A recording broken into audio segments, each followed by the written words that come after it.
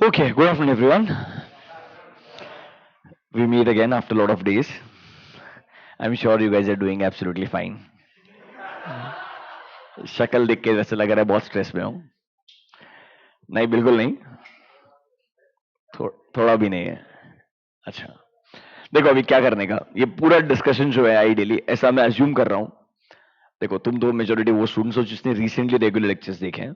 बहुत सारे ऐसे बच्चे रहेंगे जो ऑनलाइन सिर्फ रिवीजन लेक्चर्स देखने वाले हैं या जिसने रेगुलर लेक्चर्स किए हुए काफी टाइम हो गया होगा कंपैरेटिवली. तो आगे जो डिस्कशन रहेगा उसके हिसाब से रहेगा. ऐसा नहीं है कि तुम्हारे लिए रेलेवेंट नहीं है, तुम्हारे लिए भी इक्वली रेलेवेंट है. ठीक है.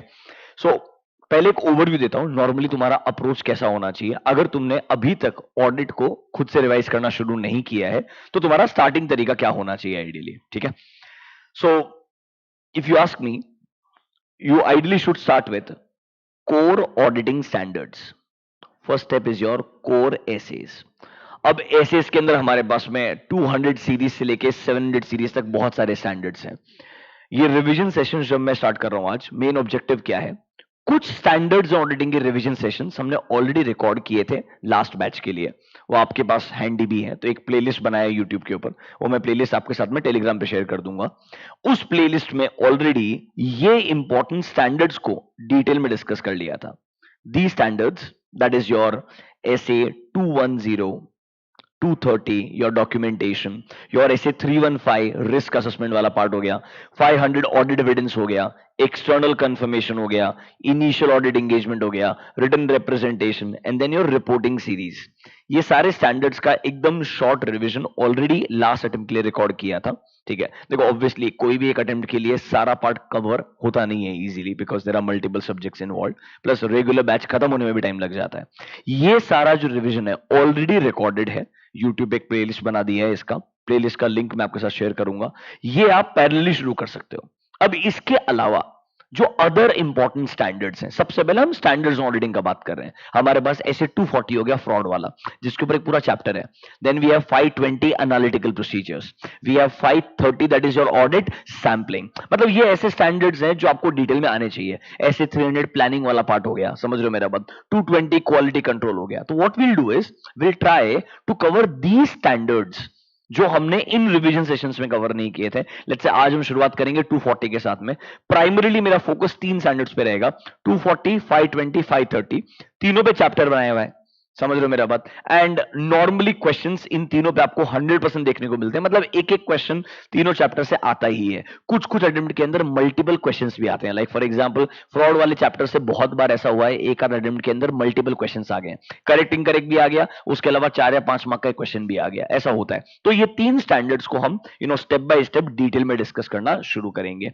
पहले ये फोकस रहेगा.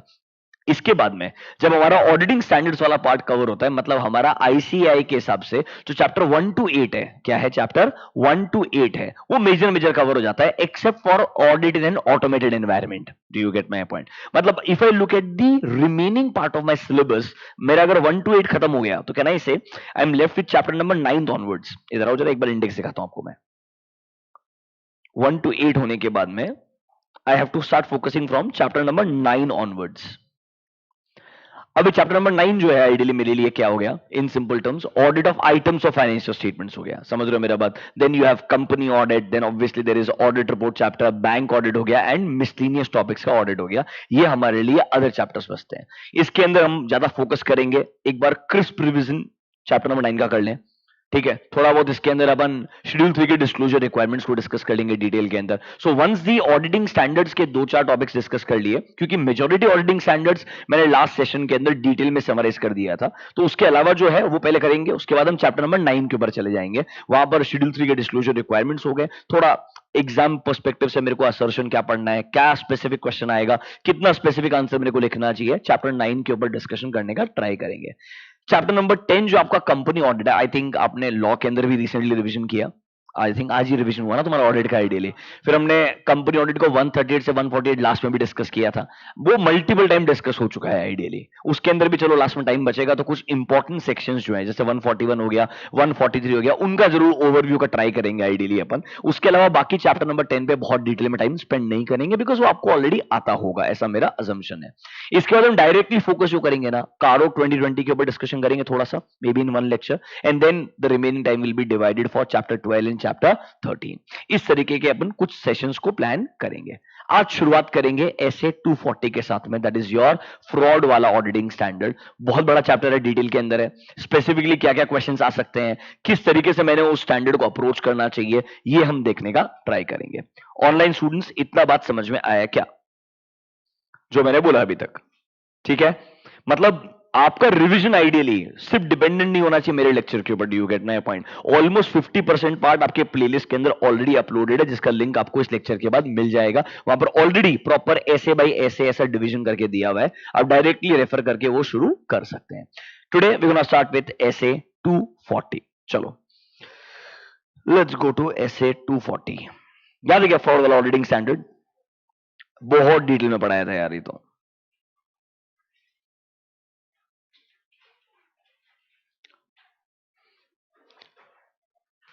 Just give me 1 second. चलो 240 से शुरुआत करते हैं। ऐसे 240 टॉक्स अबाउट फ्रॉड्स।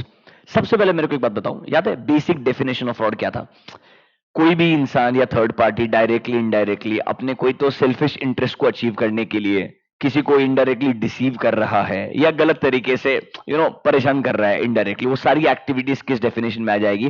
फ्रॉड के डेफिनेशन में आ जाएगी। अपने मॉड्यूल्स में आओ, सीधा डायरेक्टली जो बोलता हूं कोर पार्ट को आइडेंटिफाई करने का, उतना रीड करने का, समझने का कि वो लैंग्वेज को कैसे यूज किया जा सकता है। In your modules page number 1A.51, I there? Directly you will find a definition of fraud. दिख रहा है क्या? An unintentional act, unintentionally intentional, an intentional act by one or more individuals, it can be management or TCWG or employees of a company or third parties which are using deception, मतलब कोई ना कोई एक ऐसा तरीका use कर रहे हैं जिससे लोगों को इन्फ्लुएंस किया जा रहा है, गलत तरीके से डिसीव किया जा रहा है, मतलब परेशान किया जा रहा है, पागल बनाया जा रहा है, जो भी आप वर्ड यूज करना चाहते हो, that can be my definition of deception. Ultimately objective क्या है? उनको कोई तो खुद के लिए इलीगल या अनजस्ट एडवांटेज अचीव करना होगा, इसीलिए वो जो भी तरीके का इस्तेमाल करते हैं वो सब हमारे लिए प्रैक्टिकली किसके डेफिनेशन में आ जाएगा? फ्रॉड के डेफिनेशन में। देखो क्यों ऐसी चीजें इंपॉर्टेंट होती है। आईसीआई के अंदर जो लास्ट एग्जाम के अंदर थोड़ा सा पेपर में क्वेश्चन पूछने के अंदर जो बदलाव आया था, वो क्या कर सकते हैं, ऐसे डेफिनेशन को यूज करते हैं to tell you that there is a fraud, and then उस सिचुएशन को यूज करते हैं to ask you different category of question. जैसे उन्होंने लास्ट एग्जाम में एक क्वेश्चन पूछा था, मैं आपको क्वेश्चन दिखाऊंगा, जहां पे आपको पहले आइडेंटिफाई करना पड़ेगा कि फ्रॉड है कि नहीं है, और अगर फ्रॉड है तो हमें क्या करना चाहिए। मैंने आपसे लास्ट डे क्वेश्चन डिस्कस भी किया था, अगर आपको याद है तो। इधर आओ, एक क्वेश्चन दिखाता हूं आपको मैं, लास्ट पेपर का क्वेश्चन है ये। क्यों आपको पढ़ते वक्त सोचना पड़ेगा दैट मैं ये पूरा डिस्कशन कर रहा हूं अज्यूमिंग आपको ऑलरेडी एक बार अंडरस्टैंडिंग सब कुछ है।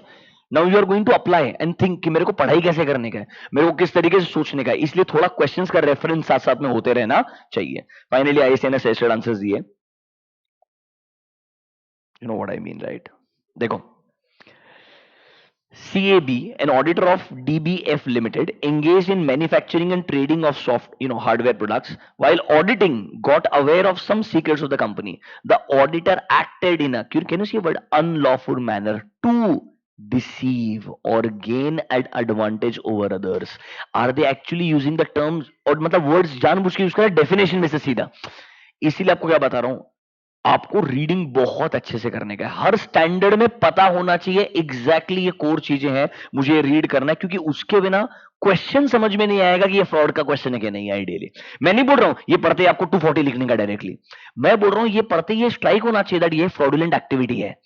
अब इससे रिलेटेड मेरे को कंपनीज एक्ट में जाने का है, कारों में जाने का है, 240 में। बिकॉज सुनो, जब फ्रॉड के बारे में बात आएगा, ऐसे भी है, कंपनीज एक्ट के प्रोविजन भी है, कारों का क्लॉज नंबर 11 भी है। मुझे किधर जाने का वो डायरेक्शन डिसाइड करने के लिए बाकी का क्वेश्चन पढ़ना पड़ेगा, बट एटलीस्ट क्वेश्चन में आइडेंटिफाई करना आना चाहिए that it is related to fraud, it is related to fraud. आगे देखो क्या बोलता है, सर ही एनकरेज्ड, उसने बाकी एनकरेज भी किया और असिस्ट भी किया, किसको? कंपनी के डायरेक्टर्स को, टू डू समथिंग रॉन्ग। मतलब सुनो, उसने फ्रॉडुलेंट एक्टिविटीज को अप्लाई तो किया ही है, साथ साथ में हेल्प भी किया है, असिस्ट भी किया है इन डूइंग फ्रॉड। किसको असिस्ट किया? कंपनी के डायरेक्टर्स को। मतलब एक तरीके से clear cut auditor is part of a fraud in this case.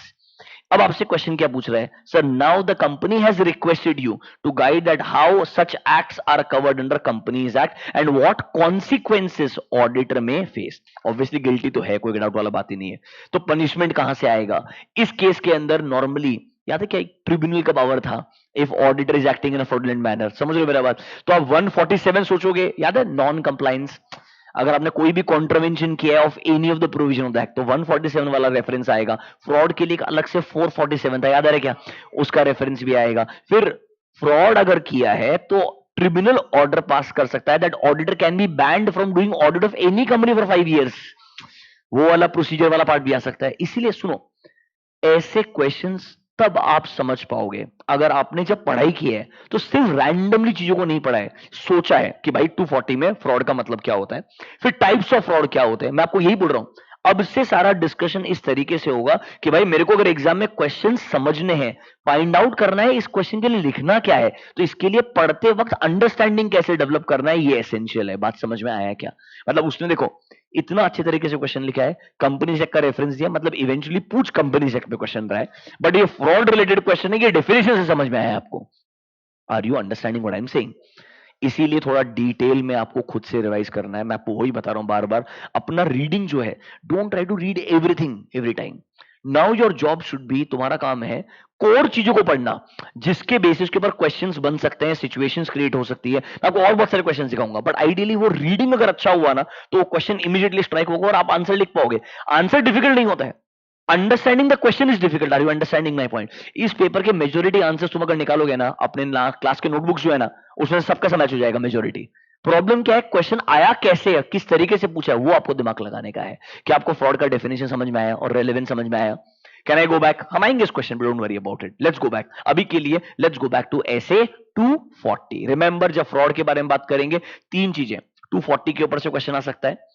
Companies act के अंदर हमको 140 सबसेक्शन 5 ट्रिब्यूनल को पावर दिया है to remove an auditor if auditor is acting in a fraudulent manner. फिर सुनो, फ्रॉड रिलेटेड एक और क्वेश्चन था, याद है क्या? Duty of the auditor to report fraud. याद है क्या? 143 subsection 12 if the amount involve is individually 1 crore और मोर। तो उस तरीके से भी क्वेश्चन आ सकता है। मतलब आपको सोचना पड़ेगा क्वेश्चन पूछने का तरीका क्या क्या हो सकता है। एंड देन ऑब्वियसली कारों के अंदर फ्रॉड के रिगार्डिंग एक क्लॉज है, आपको उन सब चीज के रिगार्डिंग कारों में रिपोर्टिंग देना पड़ता है, क्लॉज नंबर 11। तो ये हम डिवाइड करके एक एक करके पढ़ाई करेंगे। लेट्स गो टू ऐसे 240। आ जाओ, in your essay 240 definition clear है। सबसे इंटरेस्टिंग एरिया जहां पे नेक्स्ट क्वेश्चन बन सकता है वो है टाइप्स ऑफ फ्रॉड्स। क्या क्वेश्चन है? Types of frauds. आप सबका मालूम रहेगा, हमने दो कैटेगरी पढ़ा था। पहला था फ्रॉड्यूलेंट फाइनेंशियल रिपोर्टिंग, दूसरा था मिस अप्रोप्रिएशन ऑफ एसेट्स। आपको समझाया था ये जो फ्रॉड्यूलेंट फाइनेंशियल रिपोर्टिंग है ये मोस्टली मैनेजमेंट कैटेगरी का फ्रॉड है। कौन सा कैटेगरी का फ्रॉड है? मैनेजमेंट कैटेगरी का। और ये जो मिस अप्रोप्रिएशन ऑफ एसेट्स है नॉर्मली ये एम्प्लॉय कैटेगरी का फ्रॉड होता है। पहले डिस्कस करते हैं फ्रॉडुलेंट फाइनेंशियल रिपोर्टिंग को। देखो, फाइनेंशियल रिपोर्टिंग ही फ्रॉडुलेंट तरीके से करने का मतलब पूरे फाइनेंशियल रिपोर्ट्स को ही मैनिपुलेट करने का। इसके लिए तीन कीवर्ड थे। सबसे पहला वाला था मैनिपुलेशन ऑफ अकाउंट्स। जैसे फ्रॉडुलेंट फाइनेंशियल रिपोर्टिंग देखोगे ना, पता है डायरेक्टली किधर जाने का? नेक्स्ट पेज पे आने का। तुम्हारे नोटबुक में तुमको लिखा के दिया ऑलरेडी मैंने, ऐसा सीधे एक डायग्राम आएगा ऐसा, ये तुमको लिखा के दिया है डिवाइड करके दो पार्ट में। अंडर फ्रॉडुलेंट फाइनेंशियल रिपोर्टिंग के तीन वर्ड्स लिखाए होंगे मैंने आइडियली। सबसे पहले लिखाया होगा मैनिपुलेशन ऑफ अकाउंट्स, यस और नो। फिर लिखाया होगा मिस रिप्रेजेंटेशन और इंटेंशनल ओमिशन, अरे हाँ है ना। एंड तीसरा लिखाया होगा intentional wrong application of accounting principles. मतलब तीनों के केस में क्या हो रहा है, पूरे फाइनेंशियल रिपोर्टिंग को ही फ्रॉडुलेंट तरीके से प्रिपेयर एंड प्रेजेंट किया जा रहा है। नॉर्मली पावर किसके पास में रहेगा? मैनेजमेंट के लोगों के पास में रहेगा, जिनके पास में हायर पोजीशनिंग होती है कंपनी के अंदर। They have that kind of power, they have that kind of responsibility, जहां पर वो इस तरीके का फ्रॉड क्या कर सकते हैं? एग्जीक्यूट कर सकते हैं। क्या आपको फ्रॉडुलेंट फाइनेंशियल रिपोर्टिंग समझ में आया है क्या? अब इधर सबसे इंपॉर्टेंट एरिया जहां एग्जाम में क्वेश्चन पूछना पसंद है। 1 सेकेंड। हाँ, तो हम क्या बात कर रहे थे? That overall fraudulent financial reporting का मतलब आपको मालूम है, उसमें तीन कीवर्ड्स आपको आने चाहिए। अब यहां पर क्वेश्चन क्या बन सकता है? सबसे कॉमनली आस्क्ड क्वेश्चन एक ही एरिया पे है, वो है मैन्युपुलेशन ऑफ अकाउंट्स। किसके ऊपर? Do you know why? क्योंकि वही एक चीज डिटेल में लिखी है। नीचे आओ, दिख रहा है मैनिपुलेशन ऑफ अकाउंट्स, मार्क करो, इंपॉर्टेंट, सीधा इसी पे फोकस करने का है। मतलब मैं आपको बोल रहा हूं अगर फ्रॉडुलेंट फाइनेंशियल रिपोर्टिंग से क्वेश्चन आया 99.99% इधर से ही आएगा, क्योंकि बाकी दोनों पॉइंट को डिटेल में लिखा ही नहीं है। अब रियलाइज करो कि जहां ही है खत्म होता है ना, बाकी दोनों पॉइंट देखो, दिख रहा है एक एक सिर्फ हेडिंग हेडिंग लिखा हुआ है। If you see point number 2 and 3 they have not given you any detail beyond this. समझा क्या मेरा बात? तो डिटेल में क्या लिखा हुआ है? सिर्फ मैनिपुलेशन ऑफ अकाउंट्स लिखा हुआ है। अब देखो पढ़ो मैनिपुलेशन ऑफ अकाउंट्स पे क्या लिखा है। सर नॉर्मली, ढंग से पढ़ना जरा, generally management people in higher management category, मतलब जो हायर मैनेजमेंट पोजीशन पे होते हैं, उनके पास पावर होता है इस तरीके का फ्रॉड करने के लिए। ऑब्वियसली इसीलिए इसको मैनेजमेंट कैटेगरी फ्रॉड बोलते हैं। मैनिपुलेशन ऑफ अकाउंट्स की वजह से ही फ्रॉडुलेंट फाइनेंशियल रिपोर्टिंग को क्या बोलते हैं? Management category frauds. एक बात बताओ, मैनिपुलेशन ऑफ अकाउंट्स आदमी क्यों करता है? बहुत सारे रीजन हो सकते हैं यार। मतलब टैक्स नहीं पे करना होगा, do you get my point? Dividend जबरदस्ती पे करना होगा या पे नहीं करना होगा, या सर मेरा मैनेजरियल रेम्यूनरेशन डिपेंडेंट होगा बिजनेस की परफॉर्मेंस के ऊपर, तो मैं उसको अच्छा दिखा करके जानबूझ के अपना रेम्यूनरेशन ज्यादा बता के दिखाना चाहूंगा। मतलब कोई भी ऑब्जेक्टिव हो सकता है। विंडो ड्रेसिंग करने के एन नंबर ऑफ रीजन हो सकते हैं, कोई एक स्पेसिफिक रीजन बोलना गलत है। अब इन्होंने 4 लिख के दिए तो एक्सपेक्टेशन आप ये 4 लिखोगे। इन्होंने 4 पॉइंट लिख के दिए तो ये क्या एक्सपेक्ट कर रहे हैं कि आप ये 4 लिखोगे। तो नॉर्मली मैनिपुलेशन ऑफ अकाउंट्स क्यों किया जाता है? ढंग से देखो sir, this type of fraud is generally committed, mark the word, either to avoid income tax और other tax, or to declare dividend when there is no profit, or when you don't want to declare dividend। मतलब जानबूझ के condition खराब है दिखाते हो वेदांता, ताकि बाकी लोग धीरे धीरे एग्जिट करना शुरू कर दे और बाद में हमको जो करना है करेंगे। अभी वापस 5-15 दिन पहले वेदांता वापस हवा के अंदर आया था सेमीकंडक्टर का नया एसोसिएशन करने के लिए। उसने बताया वेदांता के नाम पे हो रहा है, बाद में पता चला नहीं, उस वेदांता के नाम पे नहीं जो लिस्टेड है। पता है क्या? वेदांता के साथ में रिलेशनशिप है but not with the entity which is listed. Do you get my point? इसलिए उसकी धुनाई होनी शुरू हो गई वापस से। लोग खरीद रहे थे क्योंकि लोगों को लगा अच्छा इसके अंदर नया बिजनेस आने वाला है, वो भी सेमीकंडक्टर बिजनेस इंडिया के अंदर। समझ रहे हो मेरा बात? तो वेदांता को बहुत पसंद है ये सब करना। मतलब they are not doing it directly in general, but that is one entity which is somehow manages to be news other than Adani obviously. Let's go next. मतलब उनका अलग दुनिया है। देखो लेट्स नॉट गेट देयर। मतलब I am sure now everyone in the world has stopped giving any logical way of understanding कि क्यों हो रहा है ऐसा। समझ रहे हो मेरा बात? आई am sure mister Elon Musk is thinking what is wrong, मैं इतना दिमाग लगाया, क्या रेवोल्यूशनरी प्रोडक्ट लेकर के आया, कोई जरूरत ही नहीं था ये सब करने का। समझ रहे हो मेरा बात? It was not required. मतलब जेफ बेजोस के बारे में सोचो, मतलब मैंने तो क्या किया। समझ रहे हो मेरा बात? At what time I started, मतलब मैं तो दुनिया भर के एक बहुत बड़ा कंपनी बना रहा था, कोई वैल्यू ही नहीं है उसका। समझ रहे हो मेरा बात? मतलब मेरे रेवेन्यू उनके रेवेन्यू को कंपेयर करके कोई सेंस नहीं बनता है। I hope you are understanding my point. चलो अभी के लिए, for receiving higher remuneration when you think your remuneration is payable with a reference to profits। मतलब ये reasons हो सकते हैं कि आप क्यों manipulation of accounts करना चाहेंगे। अब देखो एग्जाम के हिसाब से अगर पढ़ाई कर रहे हो, फ्रॉड का डेफिनेशन पढ़ लिया, टाइप्स ऑफ फ्रॉड 2 है, ये याद रखना पड़ेगा। फ्रॉडुलेंट फाइनेंशियल रिपोर्टिंग, दूसरा miss appropriation of assets. Fraudulent financial reporting मतलब मैनेजमेंट कैटेगरी का फ्रॉड। नॉर्मली ये फ्रॉड क्यों किया जाएगा? सर मैनिपुलेशन करने के लिए। मैनिपुलेशन के पीछे कोई ना कोई ऑब्जेक्टिव्स रहेंगे। 4 एग्जांपल दिए हुए, मैनिपुलेशन वाला पॉइंट आना चाहिए। गिविंग यू 2 मिनट्स, अभी कभी पढ़ो। ये जब लेक्चर अटेंड कर रहे हो इसका ऑब्जेक्टिव है खुद से रिवाइज होना चाहिए। Spend 2 minutes, read manipulation of accounts, comfortably पढ़ के खत्म कर दो। ये क्वेश्चन किसी भी तरीके से आए, you should be able to write manipulation of accounts.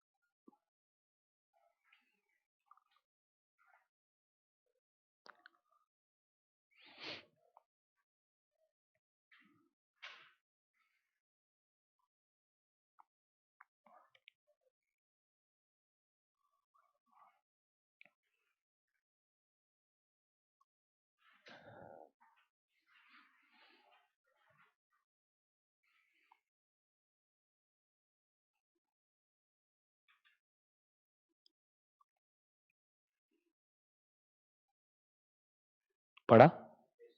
Comfortable with this? Can we go to second category of fraud? Which is second category? Misappropriation of assets. उसमें उन्होंने 2 पार्ट डिवाइड किया है। एक बोला है मिस अप्रोप्रिएशन ऑफ गुड्स, अरे हाँ या ना। एंड दूसरा बोला defalcation of cash, misappropriation of goods and defalcation of cash. When I talk about misappropriation of goods, तो बहुत सिंपल सा चीज है, कंपनी का जो इन्वेंट्री है उसका चोरी हो सकता है।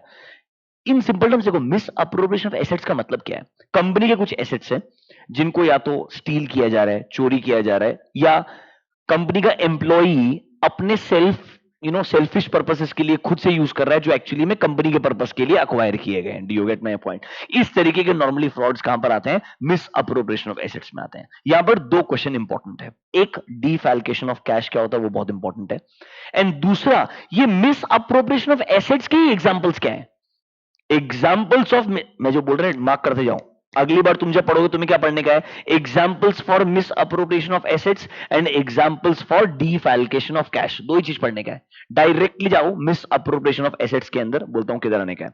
In your modules come to page number 1A.55, you will see a heading called as misappropriation of assets. उन्होंने देखो कुछ एग्जांपल्स दिए हैं। It can be accomplished in variety of ways. Number 1, embezzling receipts, मतलब बेसिकली पैसे का जो पैसा रिसीव हुआ है ना उसको रिकॉर्ड नहीं करना, चोरी करना, किसी न किसी तरीके से मैनिपुलेट करना। That is the actual receipts of a company, that is called as embezzlement of funds. Point number 1 हो गया, ठीक है।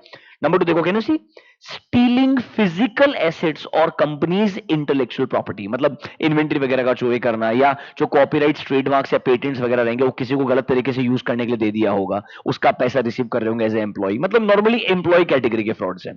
तीसरा वाला can you see causing an entity to pay for goods and services not received, मतलब fictitious खर्चे, याद है क्या? ऐसे टाइप का खर्चा जो कंपनी के बुक्स के अंदर लेकर के आ रहे हो आप, बट एक्चुअली में ऐसा गुड्स या सर्विसेज कंपनी ने रिसीव नहीं किया है। मे बी एक एम्प्लॉय ने अपना पर्सनल नेचर का खर्चा कंपनी के बुक्स में रूट कर दिया है। या सुना है क्या वेंडर किकबैक करके कॉन्सेप्ट्स? किकबैक वाला कॉन्सेप्ट याद आ रहा है क्या? जहां पर आप as a purchase manager, do you get my point, commission charge करते हो इस सप्लायर से खरीदने के लिए। ऐसे 505 में बताया था मैंने आपको साइड एग्रीमेंट कॉन्सेप्ट, वो साइड एग्रीमेंट्स वाला पार्ट आ सकता है। फिर पॉइंट नंबर 4 देखो, using an entity's assets for personal use. Sofa याद आएगा? याद आएगा स्टैनली का sofa. These can be my examples of misappropriation of assets. नहीं, कोई वंस मोर नहीं है अभी के लिए चारों के चारों एग्जांपल्स फटाफट 2 मिनट स्पेंड करो, पढ़ो। अगर मिस अप्रोप्रिएशन ऑफ एसेट्स पे क्वेश्चन आ गया, ये 4 ऐसे एग्जांपल्स आप लिख सकते हो। Read this in 2 minutes.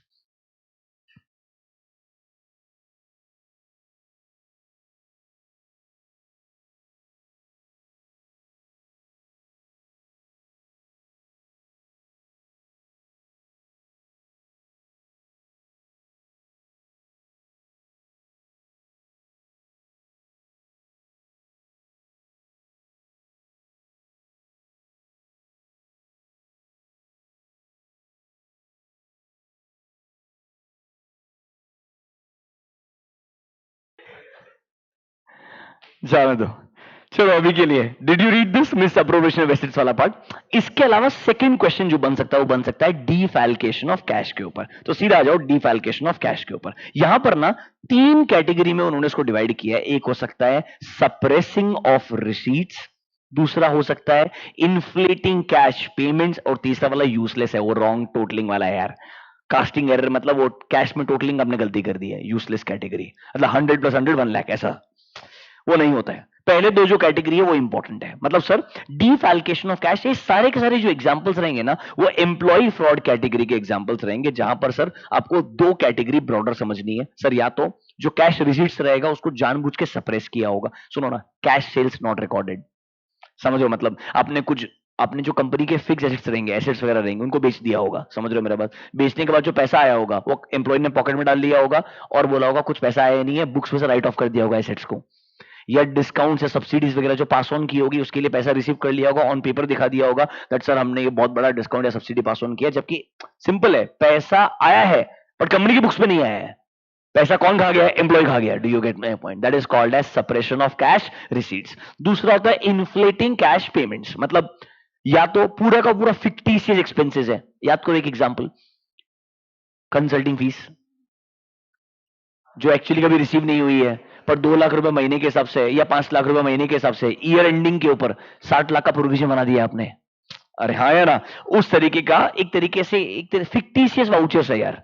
मतलब समझ रहे हो, मतलब जो एक्चुअली ट्रांजैक्शंस हुए नहीं है, फेक एक्सपेंसेस कंपनी के बुक्स में बुक कर रहे हो, जानबूझ के एक्सपेंसेस को क्या कर रहे हो, इन्फ्लेट कर रहे हो, बढ़ा रहे हो। That can be my examples of inflating cash payments. इसमें सर या तो पूरा का पूरा फेक वाउचर है, या याद है कि डमी वर्कर्स बुक के अंदर दिखा दिए होंगे आपने, that can be the case. या सर एक्चुअल खर्चा हुआ है 10 लाख रुपए का, बट आप उसको बड़ा चढ़ा के दिखा रहे हो 12 लाख रुपए, 20% से आप क्या कर रहे हो, एक्सपेंस को इन्फ्लेट कर रहे हो। ये सब एग्जांपल्स हो सकते हैं इन्फ्लेटिंग माय कैश पेमेंट्स। इधर आ जाओ, दो तीन एग्जांपल्स पिक कर लो, पढ़ के उड़ा दो।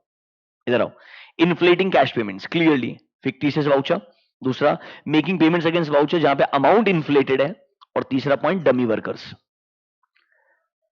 ठीक है, नीचे आओ, सप्रेसिंग कैश रिसीट्स, आपका फेवरेट पहला वाला कैशियर फ्रॉड, याद है क्या, टीमिंग एंड लीडिंग वाला यूजलेस कैटेगरी फ्रॉड। कैशियर के पास ही सारा का सारा कंट्रोल है। कस्टमर ए से पैसा आया, बुक्स पे रिकॉर्ड ही नहीं करेगा। Do you get my point? वो पैसे का इस्तेमाल पर्सनल पर्पस के लिए करेगा। कस्टमर बी से पैसा आएगा, ए के नाम पे रिकॉर्ड करेगा, सी से आएगा बी के नाम पे, ऐसे खेलते जाएगा। और साल के एंड में जो पर्सनल पर्पस के लिए यूज किया था पैसा वापस से लेके आएगा, और 31 मार्च को क्या कर देगा, मैच कर देगा पूरा का पूरा। This fraud is called as teeming and leading fraud, जहां पर आप सारे कस्टमर से सारा पैसा कैश में रिसीव करते हो। That time is over. Next, दिख रहा है क्या, not accounting for cash sales fully, या अपने एसेट्स का वैल्यू बुक्स में खत्म कर देना कंप्लीटली, पर एक्चुअली के अंदर उसको बेच करके उन्होंने पैसा कमाया होगा। इस तरीके से आप सेपरेशन ऑफ कैश रिसीट्स कर सकते हैं। आपको हर कैटेगरी में दो तीन एग्जांपल्स आने चाहिए। और तीसरा वाला तो रॉन्ग कास्टिंग और टोटलिंग वाला एरर है, that is my wrong casting totals in my cash book, that's more like my totalling error. ये तीनों के तीनों एग्जांपल्स किसके हैं, डीफैल्केशन ऑफ कैश के हैं। किसके? Defalcation of cash. देखो वापस से, types of frauds, fraudulent financial reporting मतलब nothing but manipulation of accounts, मतलब मैनेजमेंट कैटेगरी फ्रॉड। दूसरा वाला, मिस अप्रोप्रिएशन ऑफ एसेट्स, इसके अंदर मेरे को दो कैटेगरी है, मिस अप्रोप्रिएशन ऑफ गुड्स है, वो तो ठीक है, नॉर्मल गुड्स का चोरी वगैरह हो गया, बट इंपॉर्टेंट वाला कौन सा है, डिफैल्केशन ऑफ कैश। उसमें तीन वर्ड याद रखने का है, suppressing cash receipts, inflating cash payments, और तीसरा रॉन्ग कास्टिंग और totalling in cash book. Clear है क्या? पक्का? Can I go next? अब अनदर एरिया जहां पर इससे रिलेटेड क्वेश्चन आ सकता है, एक इंपॉर्टेंट नोट है जो मैंने आपको मार्क भी करवाया था in your modules. Come to page number 1A.54, 1A.54, can you see important note? इसको मार्क कर लो, 1A.54, you will see important note, उसको मार्क कर लो। फ्रॉड्यूलेंट फाइनेंशियल रिपोर्टिंग कैटेगरी का फ्रॉड अगर करना है, इसके लिए मैनेजमेंट नॉर्मली यूज करता है एक वर्ड है, ओवरराइड ऑफ कंट्रोल्स। क्या है? Override of controls. देखो, कंट्रोल्स लगाने का पावर किसके पास में? मैनेजमेंट के पास में। वो खुद ही अपने कंट्रोल्स को क्या कर सकता है? ओवरराइड कर सकता है। इसके कुछ एग्जांपल्स दिए हैं उन्होंने कि भाई नॉर्मली मैनेजमेंट किस किस तरीके से अपने ही कंट्रोल्स को ओवरराइड करके क्या कर सकता है? फ्रॉड कर सकता है। पहला एग्जांपल मैंने आपको एक क्वेश्चन भी दिखाया था, वापस से दिखाऊंगा, don't worry. Read the first technique, क्या लिख के दिया है, recording fake journal entry or fictitious journal entry particularly close to the end of an accounting period to manipulate your accounting results or to achieve other objectives।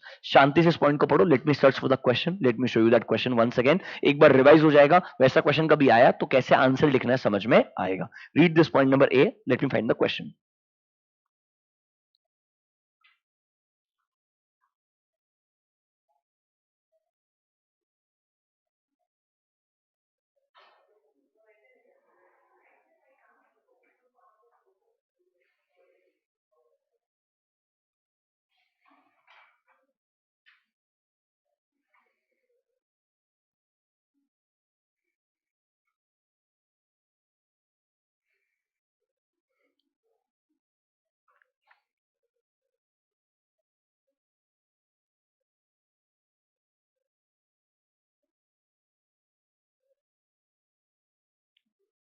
इसके अलावा नीचे वाले technique से पढ़ना शुरू करो।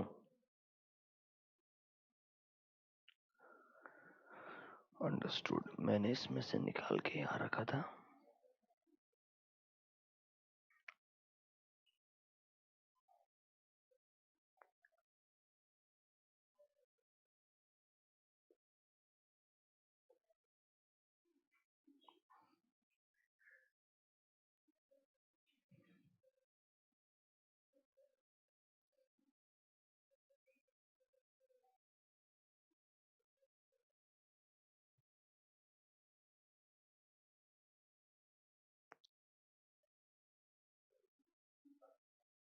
देखो, याद है क्या question? Intelligent limited entered into an agreement with Mr. Intellectual on 15th March 2017 whereby it has agreed to pay 2 lakhs per month as retainership fees for consultation in IT department. किसी person से हमने agree किया कि हम आपको 2 lakh rupees per month consultation fees पे करेंगे ideally. आगे देखो, however no amount was actually paid and आपने सिर्फ बुक्स में क्या किया है, 24 लाख का प्रोविजन बना लिया है. यस और नो? ऐसा कॉन्ट्रैक्ट कब साइन किया अपन ने? 15 मार्च 2017 को. एंड कौन से साल में प्रोविजन बुक किया? उसी फाइनेंशियल ईयर में. मतलब 1 अप्रैल 2016 से लेके 31 मार्च 17 का जो फाइनेंशियल ईयर है, इसमें ऑलमोस्ट ईयर के एंड पे 15 दिन के अंदर 15 मार्च को आपने अग्री किया है. हमने पूरे साल भर आपको 2-2 लाख महीने का पे करना चाहिए था. पेमेंट कुछ नहीं किया है. साल के एंडिंग में 24 लाख का क्या बना लिया है? प्रोविजन क्रिएट कर लिया. 100% फेक एंट्री है यार. किसी को इनकम चाहिए होगा, तेरे को खर्चा दिखाना होगा, इसलिए ट्रांजेक्शन किया है. सिंपल बात है ना यार. आइडियली देखो, management of the company uttered that हमको जब जब जरूरत पड़ी तब तक हमने कंसल्टेशन लिया है. हाउएवर ऑन इन्वेस्टिगेशन कोई भी डॉक्यूमेंट्री एविडेंस नहीं मिला कि कोई भी सर्विस रिसीव हुई है. क्लियरली आपको एज अ ऑडिटर क्या लगता है इस सिचुएशन से कैसे डील करना चाहिए? मतलब साल के एंड में, ईयर एंडिंग के 15 दिन पहले 2 लाख रुपए महीने के हिसाब से पूरे साल भर का 24 लाख का प्रोविजन बना दिया. ना तो कोई कंसल्टेशन मिला था, ना कोई फीस का पेमेंट हुआ था. मतलब क्लियरली विजिबल है, just an accounting entry. It's a fictitious entry. Normally साल के एंडिंग में पास किया होगा, जस्ट टू एक्चुअली रियलाइज होगा इनकम टैक्स बहुत ज्यादा आने वाला है, टैक्स का लाइबिलिटी ज्यादा रहेगा. एक काम करते हैं, खर्चा थोड़ा बढ़ाते हैं. खर्चा बढ़ाने के लिए ये सबसे बेस्ट तरीका है. 24 लाख रुपए का हिट आएगा, पीएनएल में हमारा प्रॉफिट का अमाउंट कम हो जाएगा. लॉजिकल पॉइंट है कि नहीं है? समझा क्या? 100%. कहना इसे, इस क्वेश्चन का आंसर का शुरुआत चेक करो कैसा है. देखो, fraud can be committed by management override of control using such technique. क्या टेक्निक नंबर एक है ही हमारा? Recording fictitious journal entry closely to the particularly close to the end of the account. मतलब देखो, वो एग्जैक्टली आपके वो जो एग्जांपल्स लिखे हैं उसमें से किसी एक एग्जांपल पे क्वेश्चन बनाया है. आपको आइडेंटिफाई करना पड़ेगा क्या ये फ्रॉड है. नंबर वन, कौन सी कैटेगरी का फ्रॉड है? फ्रॉडुलेंट फाइनेंशियल रिपोर्टिंग कैटेगरी का फ्रॉड है. क्योंकि ये कौन डिसीजन ले रहा है? मैनेजमेंट ले रहा है. अरे हाँ है ना. फिर देखना पड़ेगा कौन सी टेक्निक को यूज करके फ्रॉड किया है. ये बहुत ही एक्सट्रीम क्वेश्चन है, बट वही डिस्कस करना चाहता हूं कि मेरे को क्यों ये टेक्निक्स आनी चाहिए. इन टेक्निक्स में से किसी पे भी एक सिचुएशन बना के दे देंगे. आपको पहले आइडेंटिफाई करना पड़ेगा इसमें से कौन सा टेक्निक यूज किया है. बाद में क्या करना पड़ेगा, आंसर आपको दूंगा. Don't worry about it, will come back to this. अभी के लिए टेक्निक्स का रेलेवेंस समझ में आया है क्या? कौन सा कैटेगरी का फ्रॉड है? मैनेजमेंट कैटेगरी का. सर कैसे किया जा रहा है? How is this fraud getting executed? By overriding the controls. By overriding the controls. क्योंकि पावर बहुत एक्सेसिवली मैनेजमेंट के पास में, उसका गलत इस्तेमाल किया जा रहा है. क्या आपको नंबर ए समझ में आया? इसके अलावा और तरीके क्या हो सकते हैं? नीचे आ जाओ, let's discuss the other parts. Come two point number 2. देखो, जानबूझ के जो आपने अजम्पशंस या जजमेंट यूज किए होंगे टू प्रिपेयर प्रोविजंस, आपने प्रोविजन बनाने के लिए जो आपका जजमेंट रहेगा, जो अजम्पशन यूज किया होगा, उस अजम्पशन को बदल रहे हो आप. For example warranty provision. Last 5 साल का एक्सपीरियंस है कि नॉर्मली हमारा जो रेवेन्यू है उसका 5% हम वारंटी रिलेटेड खर्चा बुक करते हैं, प्रोविजन क्रिएट करते हैं. इस साल सडनली आप बोल रहे हो 5% या 25% बनाने का हमको. एंड कोई लॉजिकल रीजन नहीं है उसके पीछे कि आप अपने अजम्पशन चेंज कर रहे हो, क्या आप अपना जजमेंट यूज कर रहे हो, और विच इज चेंजिंग सिग्निफिकेंटली. देखो, inappropriately adjusting your assumptions और changing your judgment. Clearly exam में सिचुएशन देगा कि सर कंपनी में नॉर्मली ऐसा होता था, सडनली इस साल मैनेजमेंट ने बिना कोई रीजन दिए अपने अजम्पशंस को बदल दिया, अपने जजमेंट को कंप्लीटली चेंज कर दिया. क्या ये कोई कैटेगरी ऑफ फ्रॉड है? बिल्कुल. कौन सा कैटेगरी ऑफ फ्रॉड है? Fraudulent financial reporting. यहां पर क्या हो रहा है? ओवरराइड ऑफ कंट्रोल्स हो रहा है. उसकी ये एग्जांपल्स लिख करके दिए हैं. थोड़ा बात समझ में आ रहा है क्या आपको? ये पढ़ते वक्त ध्यान रखना है कि इनको कैसे अप्लाई किया जा सकता है.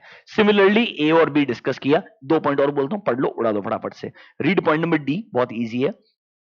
एंड पॉइंट नंबर ई बहुत इजी है, फटाफट से पढ़ के क्लोज करो.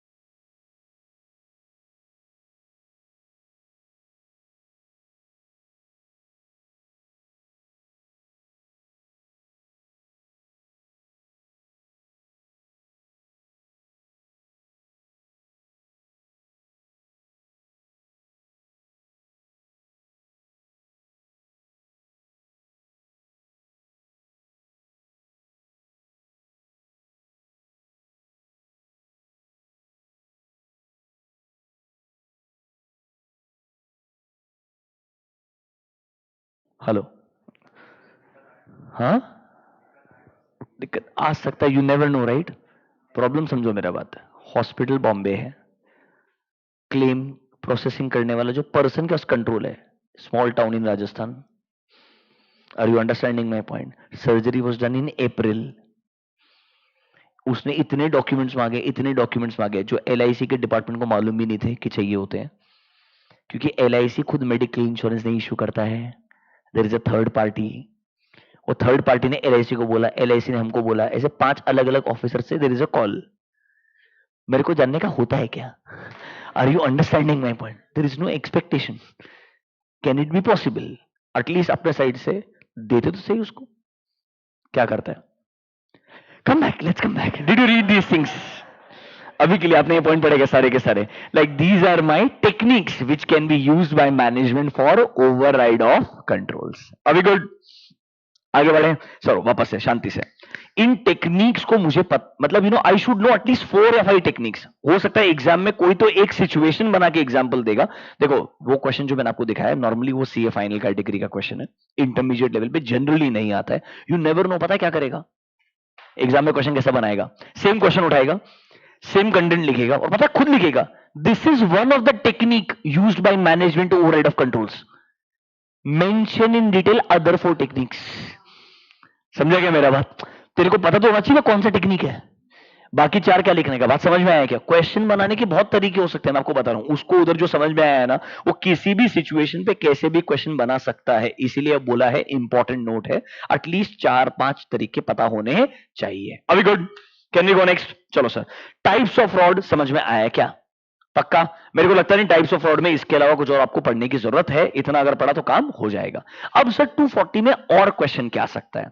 यहां पर मेरे पास 3 कैटेगरी के क्वेश्चन और बनते हैं। टाइप्स ऑफ फ्रॉड्स के अलावा there can be 3 more category of question. Question number 1, generally auditor का क्या रिस्पॉन्सिबिलिटी होता है रिगार्डिंग फ्रॉड्स? जनरल क्वेश्चन है जहां पर आपको अपना पूरा अंडरस्टैंडिंग लिखना होता है। नॉर्मली ऑडिटर का क्या रिस्पॉन्सिबिलिटी है रिगार्डिंग फ्रॉड्स? याद करो, शुरुआत कैसे करते हो? सबसे पहले रिस्पॉन्सिबिलिटी मैनेजमेंट का बात करते हो। याद है, it is the responsibility of management to design such internal controls ताकि फ्रॉड को क्या किया जाए, प्रिवेंट किया जाए, डिटेक्ट किया जाए। यस और know on a timely basis. Primary responsibility किसका है? Management along with TCWG। मैंने प्रॉपर आपको समराइज आंसर लिखाया हुआ है और यहां पर जनरल कंटेंट लिख के भी दिया है, अगर आप चाहो तो मॉड्यूल में आइए, 2 जगह पे लिख के दिया है मैंने आपको। In your module page number 1A.68 can you see general content? ये भी इनडायरेक्टली क्या है? रिस्पॉन्सिबिलिटी ही है ऑडिटर का। दिख रहा है क्या वर्ड रिस्पॉन्सिबिलिटी ऑफ ऑडिटर? इधर क्वेश्चन यहां से डायरेक्टली आप आंसर लिख सकते हो, मैंने आपको पॉइंट बाय पॉइंट आंसर्स लिखा के दिया है। नोटबुक अगर है तुम्हारे पास तो निकाल के रखो।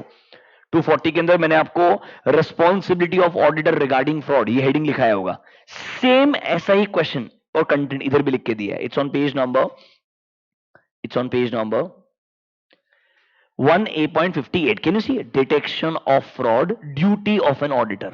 मतलब कितना ऑडिटर का ड्यूटी है टू डिटेक्ट फ्रॉड्स, उसका कंटेंट इधर दिया है। इनडायरेक्टली ये ऑडिटर के रिस्पॉन्सिबिलिटीज ही लिख के दिए हैं। सबसे पहले क्या बोलेंगे? This is on page number 1A.58, detection of fraud and error, duty of the auditor. मिला क्या आपको? देखो नॉर्मली शुरुआत कैसे होता है sir? The primary responsibility to prevent, detect and correct all frauds and errors stays with management along with TCWG। ये management का काम है, अच्छे से अच्छे कंट्रोल लगाया जाए, एक ऐसा कल्चर क्रिएट किया जाए ऑर्गेनाइजेशन में जहां फ्रॉड्स कम से कम होने चाहिए। कीवर्ड्स को मार्क करते जाओ मेरे साथ में। देखो सर, नॉर्मली ये प्राइमरी रिस्पॉन्सिबिलिटी किसका है? मैनेजमेंट का है for prevention and detection along with TCWG। So they should place a strong emphasis on fraud prevention। मतलब ऐसे कंट्रोल्स लगाने चाहिए कि सर ऐसा कल्चर क्रिएट करना चाहिए कि फ्रॉडुलेंट एक्टिविटीज प्रिवेंट कर ली जाए। क्या कर ली जाए? प्रिवेंट, होनी ही नहीं चाहिए। That is the main objective and responsibility of management regarding frauds. क्या पॉइंट नंबर 1 समझ में आया? सबसे पहला पॉइंट लिखोगे मैनेजमेंट की रिस्पॉन्सिबिलिटी पे। किस पे लिखोगे? मैनेजमेंट की रिस्पॉन्सिबिलिटी पे। फिर आएंगे ऑडिटर की रिस्पॉन्सिबिलिटी पे। अब मुझे बताओ, ऑडिटर का रिस्पॉन्सिबिलिटी जब हम शुरुआत करते हैं, याद है क्या? ऐसे 200 overall objectives of an independent auditor. क्या बोलते हैं हम? एज पर ऐसे 200 हमारा मेन ऑब्जेक्टिव क्या है? To obtain reasonable assurance that whether financial statements are free from material misstatements और नॉट। याद आया क्या? फिर याद है कुछ कॉन्सेप्ट था inherent limitations of an audit, जिसकी वजह से हम सारे फ्रॉड्स को ढूंढ नहीं पाएंगे। यस और नो? तो यही आपके पॉइंट्स बन जाएंगे। देखो पॉइंट नंबर 1 देखो क्या लिखा है, ऑडिटर का रिस्पॉन्सिबिलिटी शुरू होती है इज इट फ्रॉम 200, हमारा मेन काम क्या होता है?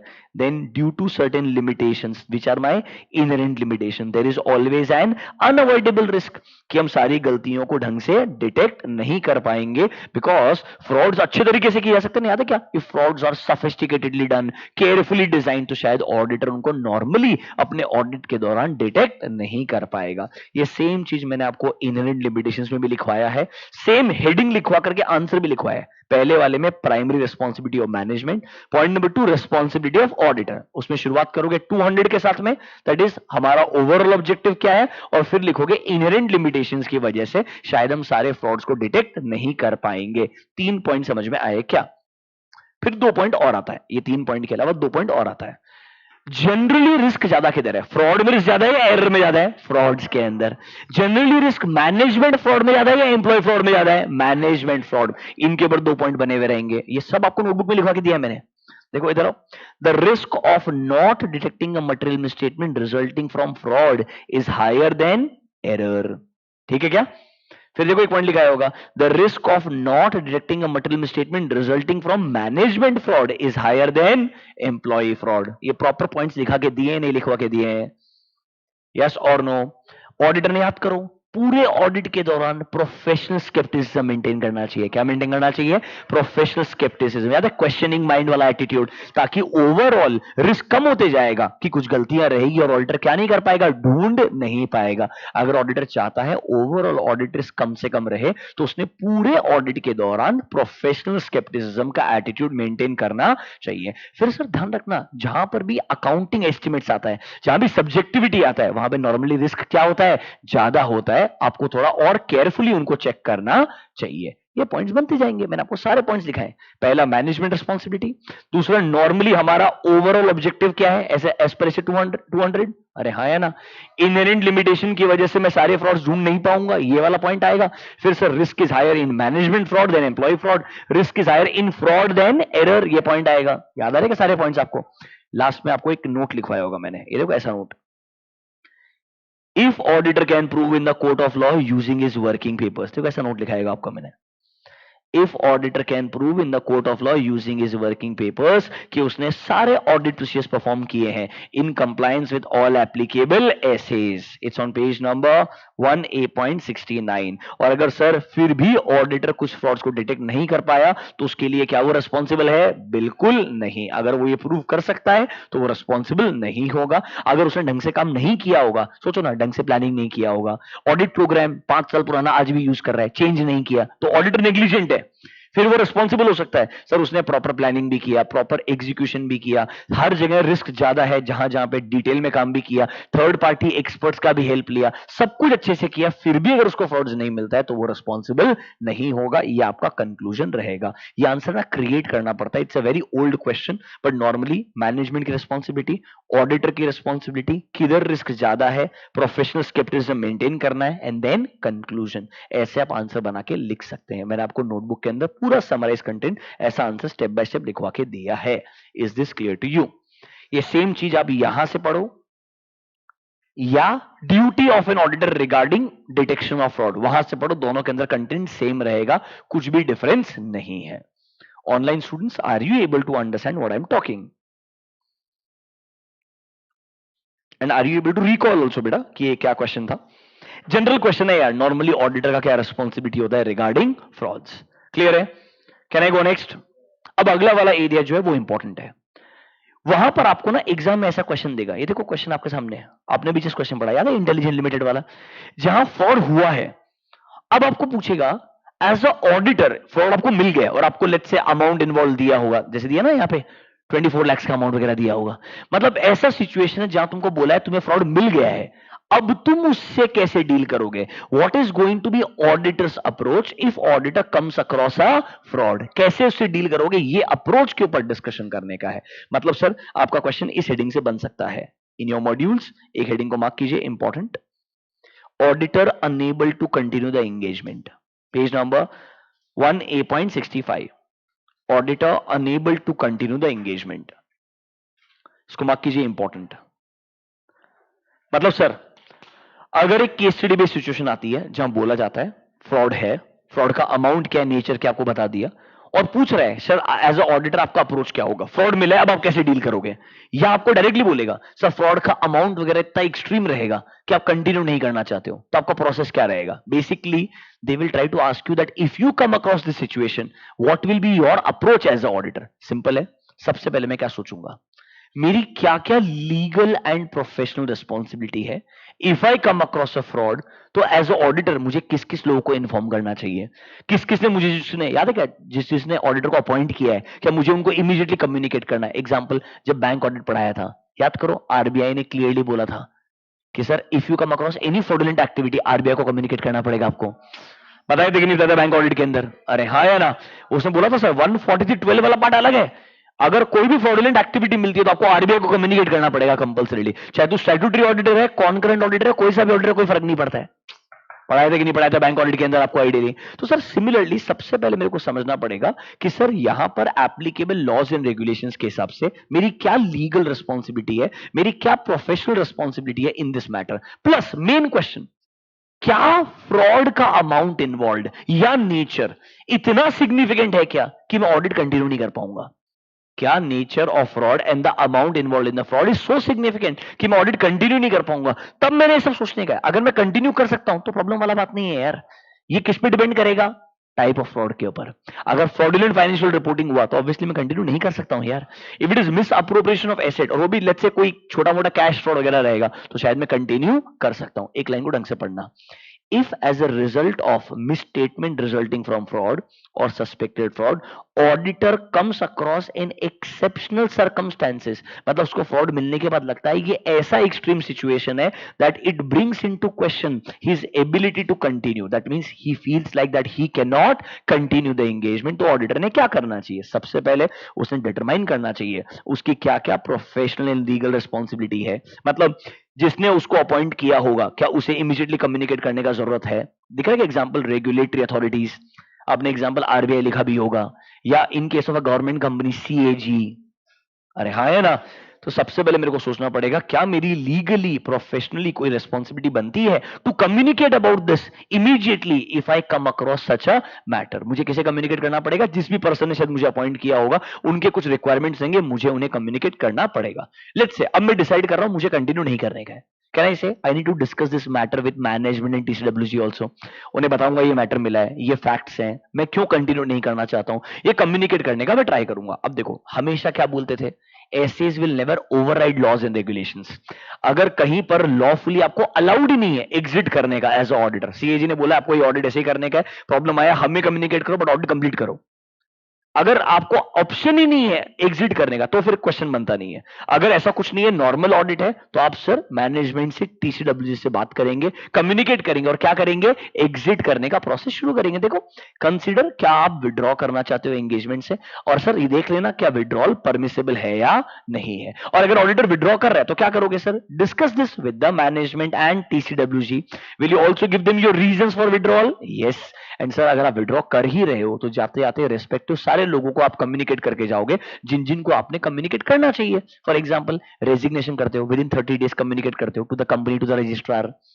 अरे यस और नो? अगर गवर्नमेंट कंपनी हो तो सीएजी को कम्युनिकेट भी करना पड़ेगा that you are withdrawing from engagement. Government banking companies है, आरबीआई को कम्युनिकेट करना पड़ेगा। इंश्योरेंस कंपनीज है, आईआरडीआई को कम्युनिकेट करना पड़ेगा। यस और नो? यही आपका अप्रोच रहेगा एज ऑडिटर। मतलब कोई भी फ्रॉड का केस स्टडी कर दी दिया कि फ्रॉड मिला है, अब आपका अप्रोच क्या रहेगा, तो this will be your answer. ये सेम आंसर उन्होंने देखो इस क्वेश्चन में भी लिख के दिया है, मैं आपको वही बोला था।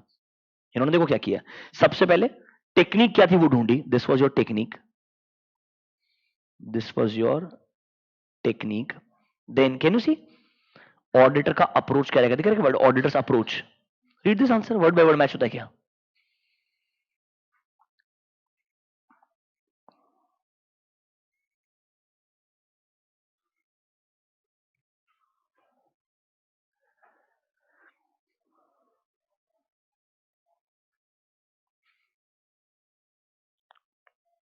होता ना मैच, क्योंकि वही आंसर आएगा, अप्रोच का आंसर ही सेम है। मतलब देखो क्वेश्चन कैसे ढूंढना है, ऑडिटर का अप्रोच पूछ रहा है क्या फ्रॉड मिलने के बाद, तो आंसर ही आएगा। क्या ऑडिटर की रिस्पॉन्सिबिलिटी या ड्यूटी पूछ रहा है क्या फॉर डिटेक्शन ऑफ फ्रॉड्स, तो आंसर इसके पहले वाला आएगा।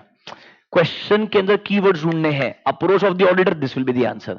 Normal duty of the auditor, normal responsibility of auditor regarding fraud, इसके पहले वाला आंसर रहेगा। ऐसे सोच सोच के आपको क्वेश्चंस के आंसर्स आइडेंटिफाई करने हैं। ये चैप्टर इंपॉर्टेंट है, इसीलिए डिटेल में डिस्कस कर रहा हूं। फ्रॉड हो गया, एनालिटिकल प्रोसीजर हो गया, सैंपलिंग हो गया, क्वेश्चन आइडेंटिफाई करना जरूरी है। 100% एक एक क्वेश्चन आपको पेपर में देखने को मिलेंगे। That is why you need to be more careful with these standards. क्या ये बात समझ में आया? पक्का? देखो वापस से क्या क्या डिस्कस किया। सबसे पहले फ्रॉड का डेफिनेशन क्या होता है, types of frauds, fraudulent financial reporting, miss appropriation of assets. Fraudulent financial reporting में फोकस किधर करना है, मैनिपुलेशन ऑफ अकाउंट्स पे। मिस अप्रोप्रिएशन ऑफ एसेट्स में फोकस क्या करना है, डीफाइलिकेशन ऑफ कैश। याद रखना फ्रॉडुलेंट फाइनेंशियल रिपोर्टिंग में ओवरराइड ऑफ कंट्रोल वाली टेक्निक्स भी आनी चाहिए। क्या आनी चाहिए, techniques of override of controls, yes और नो। फिर हम आएंगे सर नॉर्मली ऑडिटर का क्या रिस्पॉन्सिबिलिटी है regarding detection of frauds and errors, या मतलब ड्यूटी क्या है, रिस्पॉन्सिबिलिटी क्या है, जनरल आंसर आएगा वहां पे। या सर अगर केस स्टडी में सिचुएशन दी है जहां पर आपको बोला है एज ऑडिटर फ्रॉड मिला है, व्हाट विल योर अप्रोच, या बोले you are unable to continue the engagement, दोनों केस में आंसर यही सेम 3 पॉइंट आने वाला है। क्लियर है क्या? पक्का? बस खत्म हो गया। अब क्या बचा है, 2 चीजें बची है। फ्रॉड अगर मिलता है तो मेरी रिपोर्टिंग रिस्पॉन्सिबिलिटीज क्या है, फ्रॉड अगर मिलता है तो मेरी रिपोर्टिंग रिस्पॉन्सिबिलिटीज क्या है, 2 है, अंडर कंपनीज एक्ट है और अंडर कारो है। आज मॉड्यूल के अंदर फटाफट खत्म करते हैं। सर रिपोर्टिंग रिस्पॉन्सिबिलिटीज दिख रहा है, फ्रॉड रिपोर्टिंग 2 पॉइंट में डिस्कशन करने का है। पहला वाला, you to report to central government as पर 143 सबसेक्शन 12। 2 मिनट में रिवाइज करवाता हूं, फटाफट से सुनना। 143 सबसेक्शन 12 क्या बोलता है, if auditor has a reason to believe, मतलब सस्पेक्टेड फ्रॉड भी आएगा। कौन सा फ्रॉड भी आएगा, suspected fraud. If auditor has a reason to believe कि कंपनी के अगेंस्ट में फ्रॉड हुआ है या फ्रॉड हो रहा है, तो उसे ये मैटर कम्युनिकेट करना चाहिए। किसको, to the central government. But इसके ऊपर कंडीशन है, क्या फ्रॉड का अमाउंट इंडिविजुअली 1 करोड़ या उसके ऊपर है, अगर हां तो ही सेंट्रल गवर्नमेंट को कम्युनिकेट करना है, वरना सेंट्रल गवर्नमेंट को कम्युनिकेट नहीं करना है। सुनो, if the amount is individually 1 crore and above, go to central government, otherwise ensure आप ऑडिट कमेटी से डिस्कस कर रहे हो और बोर्ड ऑफ डायरेक्टर्स के रिपोर्ट में ये मैटर्स आ रहे हैं।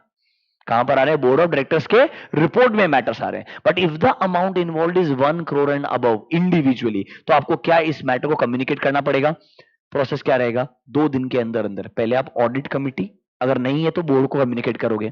उनको 45 डेज दिए रेस्पॉन्ड करने के लिए। उन्हें कितना टाइम दिया है, 45 डेज टू रेस्पॉन्ड। अगर वो रेस्पॉन्ड करते हैं तो जिस दिन रेस्पॉन्ड करेंगे वहां से 15 दिन, अगर रेस्पॉन्ड नहीं करते तो 45 दिन खत्म होंगे, वहां से 15 दिन के अंदर अंदर मुझे ये मैटर कम्युनिकेट करना पड़ेगा to the secretary of MCA. एक फॉर्म है ADT 4, 4 नंबर फॉर्म, उस फॉर्म में डिटेल भरने का है, मेरे फॉर्म के लेटर हेड पे डिटेल लिखने का है, nature of fraud, amount involve, मेरा मेंबरशिप नंबर वगैरह, पर्सपेक्टिव, और अगर रिप्लाई आया है तो क्या रिप्लाई आया है, और अगर उन्होंने रिप्लाई नहीं किया है बोर्ड ने, तो उन्होंने रिप्लाई नहीं किया वो भी लिखना पड़ेगा। ये लिख करके लेटर किसको भेजना पड़ेगा, सेक्रेटरी ऑफ एमसीए को भेजना पड़ेगा through registered post acknowledgement due. And याद करो, लेटर से भेजते हो ईमेल भी करोगे that we have sent such a letter. क्या ये प्रोसेस ऐसा कैसा कॉस्ट ऑडिटर के लिए भी अप्लाई होता है, यस, एंड सेक्रेटरियल ऑडिटर के लिए भी अप्लाई होता है। मुटाडिस मुटंडिस है दो, the word is mutatis mutandis. The process is applicable as it is for the cost auditor as well as secretarial auditor. याद आया क्या, 143 subsection 12, this is your reporting of fraud.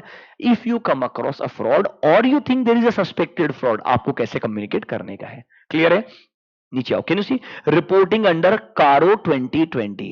Sir CARO क्या है, एक separate annexure है, it's additional reporting requirement जो मेरे audit report के साथ में आता है। याद आया क्या सर, कारो के अंदर क्या होता है, क्लॉजेस होते हैं। How many clauses do we have in the new CARO, 21 clauses. याद आया क्या, उसमें जो क्लॉज नंबर 11 है वो फ्रॉड्स के ऊपर है। वहां पर 3 चीजें हैं, क्लॉज नंबर 11 के अंदर 3 चीजें। इधर आओ फटाफट मार्क करो, डिस्कस करते हैं। 1A.66, can you see the scope of auditor's inquiry under this clause? Which clause? Clause number is 11. Clause number 11, it's on page number 1A.66। कारो के क्लॉज नंबर 11 के अंदर आपको फ्रॉड के रिगार्डिंग 3 चीजें बताने का है। सर क्या क्या फ्रॉड्स आपने नोटिस किए या आपको रिपोर्ट किए गए ड्यूरिंग द ईयर, मतलब एज ऑडिटर आपने नोटिस कर लिए होंगे या कंपनी के एम्प्लॉइज ने, मैनेजमेंट ने ढूंढे होंगे और उन्होंने आपको बताया होगा। नोटिस एंड रिपोर्टेड दोनों के दोनों आपके फ्रॉड्स कवर होते हैं। दूसरा, reporting on filing of any reports, क्या आपने साल के दौरान एडीटी 4 याद है क्या, वो 143 सबसेक्शन 12 के अंडर, याद है क्या, कोई तो रिपोर्ट का कम्युनिकेशन किया होगा to the secretary of MCA. वो कौन से फॉर्म में करते हो, एडीटी फॉर्म, एडीटी मतलब ऑडिट का फॉर्म नंबर 4, उसके अंदर कुछ कम्युनिकेशन किया है क्या। देखो क्लैरिफिकेशन बोलता है नॉर्मली इसमें सस्पेक्टेड फ्रॉड्स कवर होते हैं under companies act, suspected frauds cover होते हैं अंडर कंपनीज एक्ट। यहां वो बोल रहा है फिर भी आप सस्पेक्टेड फ्रॉड्स को मत इंक्लूड करना, कारों में सिर्फ कौन से फ्रॉड्स को इंक्लूड करना, नोटिस्ड और रिपोर्टेड फ्रॉड्स, ये इनका कंटेंट बोलता है। रियल लाइफ में अंडरस्टैंडिंग, क्योंकि एडीटी 4 में कौन से फ्रॉड्स भी आते हैं, सस्पेक्टेड फ्रॉड्स भी आते हैं। और थर्ड पॉइंट देखो, अगर कंपनी के पास में कोई भी विसल ब्लोअर की कंप्लेंट्स आई है तो कंपनी ने उससे कैसे डील किया है, ये मैं समझ करके अपना ऑडिट प्रोग्राम प्रॉपर बनाऊंगा कि मैनेजमेंट ऐसे विसल ब्लोअर के कंप्लेंट से प्रॉपर्ली कैसे डील किया है, क्या उनका कंक्लूजन आया है, वो रिजॉल्व हुए या नहीं हुए, ये सब चीजों को मुझे कारो के क्लॉज नंबर 11 में रिपोर्ट करना पड़ेगा। Is this clear to you? पक्का? एक बात तो, ये सब रिपोर्टिंग करने से पहले डोंट यू थिंक मैंने एज अ ऑडिटर सबसे पहले कंपनी के बोर्ड ऑफ डायरेक्टर्स की जो मीटिंग्स होंगे उनके मिनट्स को देखना चाहिए, ऑडिट कमेटी के मीटिंग के मिनट्स को देखना चाहिए, इंटरनल ऑडिटर का रिपोर्ट देखना चाहिए, कंपनी के एम्प्लॉय से, मैनेजमेंट से, टीसीडब्ल्यू से इंक्वायरीज करना चाहिए। आपको साल भर में क्या क्या फ्रॉड्स मिले, वो उनको आपने एज ए कंपनी कैसे डील किया है, मेरे को सारा इंफॉर्मेशन चाहिए। फिर याद करो मेरा प्रीवियस एक्सपीरियंस के हिसाब से कुछ ऐसे एरियाज रहेंगे which are highly susceptible to misstatements, वो ससेप्टेबल जो फ्रॉड प्रोन एरियाज हो गए मेरे, कहना इसे उनको मुझे स्टार्टिंग से कंसिडर करना चाहिए। सब कंसिडर करूंगा तभी तो फ्रॉड का प्रॉपर रिपोर्टिंग कर पाऊंगा ना यार। तो एग्जाम में क्वेश्चन आ सकता है, दिख रहा है क्या, audit procedure and reporting under कारो, कीवर्ड्स मार्क किए हुए हैं आपके सामने, जब जो भी एक्सप्लेन किया सेम कीवर्ड्स लिखे हुए हैं, सिर्फ उतना ही पढ़ो जितना मार्क किया हुआ है।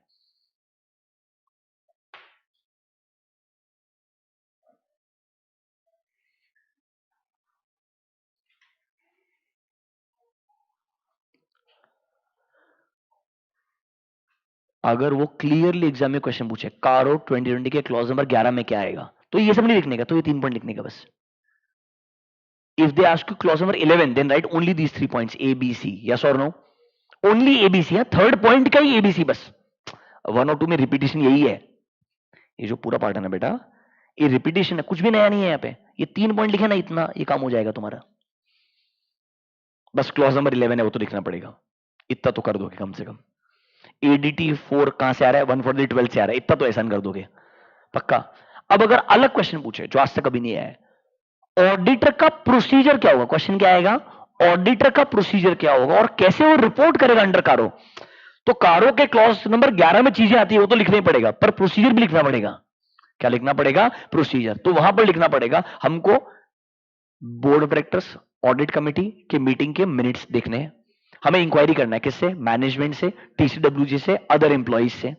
हमको कंपल्सरी सोचना है which areas are susceptible to material statements, जहां पे आसानी से क्या हो सकते हैं, फ्रॉड हो सकते हैं। एंड याद करो मैनेजमेंट से ऑप्टिंग करना है WR। What is WR, return rate. मतलब पॉइंट नंबर 1 to 6 में से जो मैंने मार्क किया, कीवर्ड्स पिक कर लिए ना, 5 पॉइंट बनाना एकदम टाइम पास है।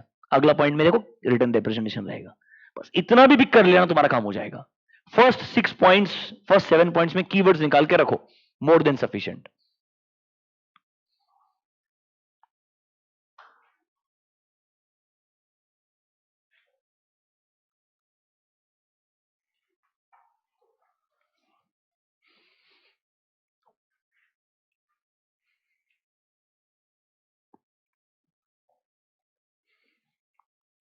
ठीक है क्या?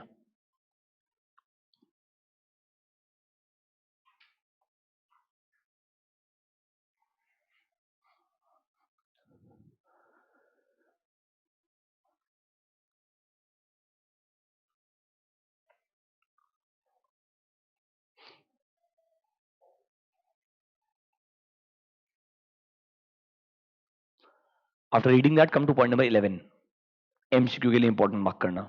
फॉर रिपोर्टिंग अंडर कारो क्लॉज द ऑडिटर में कंसिडर द फॉलोइंग, क्लियरली वापस से वर्ड हाईलाइटेड है, it will include only noticed और रिपोर्टेड फ्रॉड्स। फिर देखो पॉइंट नंबर बी में क्लियरली बोल रहा है 143(12) के अंडर जो सिर्फ नोटिस्ड फ्रॉड्स आपने कम्युनिकेट किए होंगे, नॉट द सस्पेक्टेड फ्रॉड्स। वापस से बार बार बोल रहा है कारों में क्या इंक्लूड करना, सिर्फ नोटिस फ्रॉड्स। और थर्ड पॉइंट में क्लियरली बोल रहा है ऑब्वियसली अमाउंट क्या था, नेचर क्या था, ये सब तो आपको कंसिडर करना पड़ेगा, और ऑब्वियसली मटेरियलिटी तो लगाना ही पड़ेगा कि ओवरऑल फ्रॉड का अमाउंट कैसा था। But remember, if it is fraudulent financial reporting the nature itself is dangerous. If it is employee category fraud we can still understand, पर याद करो छोटा अमाउंट का फ्रॉड आज गलती नहीं होगी, फ्यूचर में बड़ा गलती हो सकता है। तो आपको सारा पर्सपेक्टिव दिमाग में रखना पड़ेगा बिफोर कंक्लूडिंग ये फ्रॉड मेरे लिए सीरियस है या नहीं है। Is this clear to you? यह हो गया आपका कारों के रिपोर्टिंग वाला पार्ट। तो रिपोर्टिंग में दो चीजें 14012 एंड कारों का क्लॉज नंबर 11। क्लियर है क्या? तो एग्जाम के हिसाब से सोचो। टाइप्स ऑफ फ्रॉड्स हो गया। रिस्पॉन्सिबिलिटी की, मेरी रिस्पॉन्सिबिलिटी क्या है regarding normal fraud, general responsibility क्या है, वो आंसर आ गया। मेरा अप्रोच क्या होगा if I come across a fraud, मुझे कैसे डील करना चाहिए, वो वाला पार्ट हो गया है।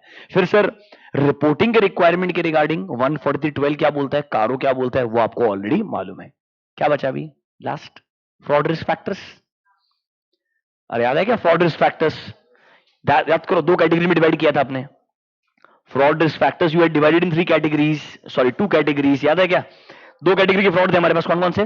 Fraudulent financial reporting and, notebooks निकालो, तुमको बनना है लास्ट के अंदर ये प्रॉपर समराइज करके लिखा है। Fraud risk factors you had divided them in 2 parts. Number 1 fraudulent financial reporting, दूसरा मिस अप्रोप्रिएशन ऑफ एसेट्स। और आपने हर एक कैटेगरी में 3 पॉइंट लिखे होंगे। पहला वाला, कुछ इंसेंटिव या प्रेशर होगा मैनेजमेंट के ऊपर टू कमिट दिस फ्रॉड। अरे हाँ या ना? या फिर sir there is a opportunity to commit a fraud. याद है क्या बड़ा अपॉर्चुनिटी?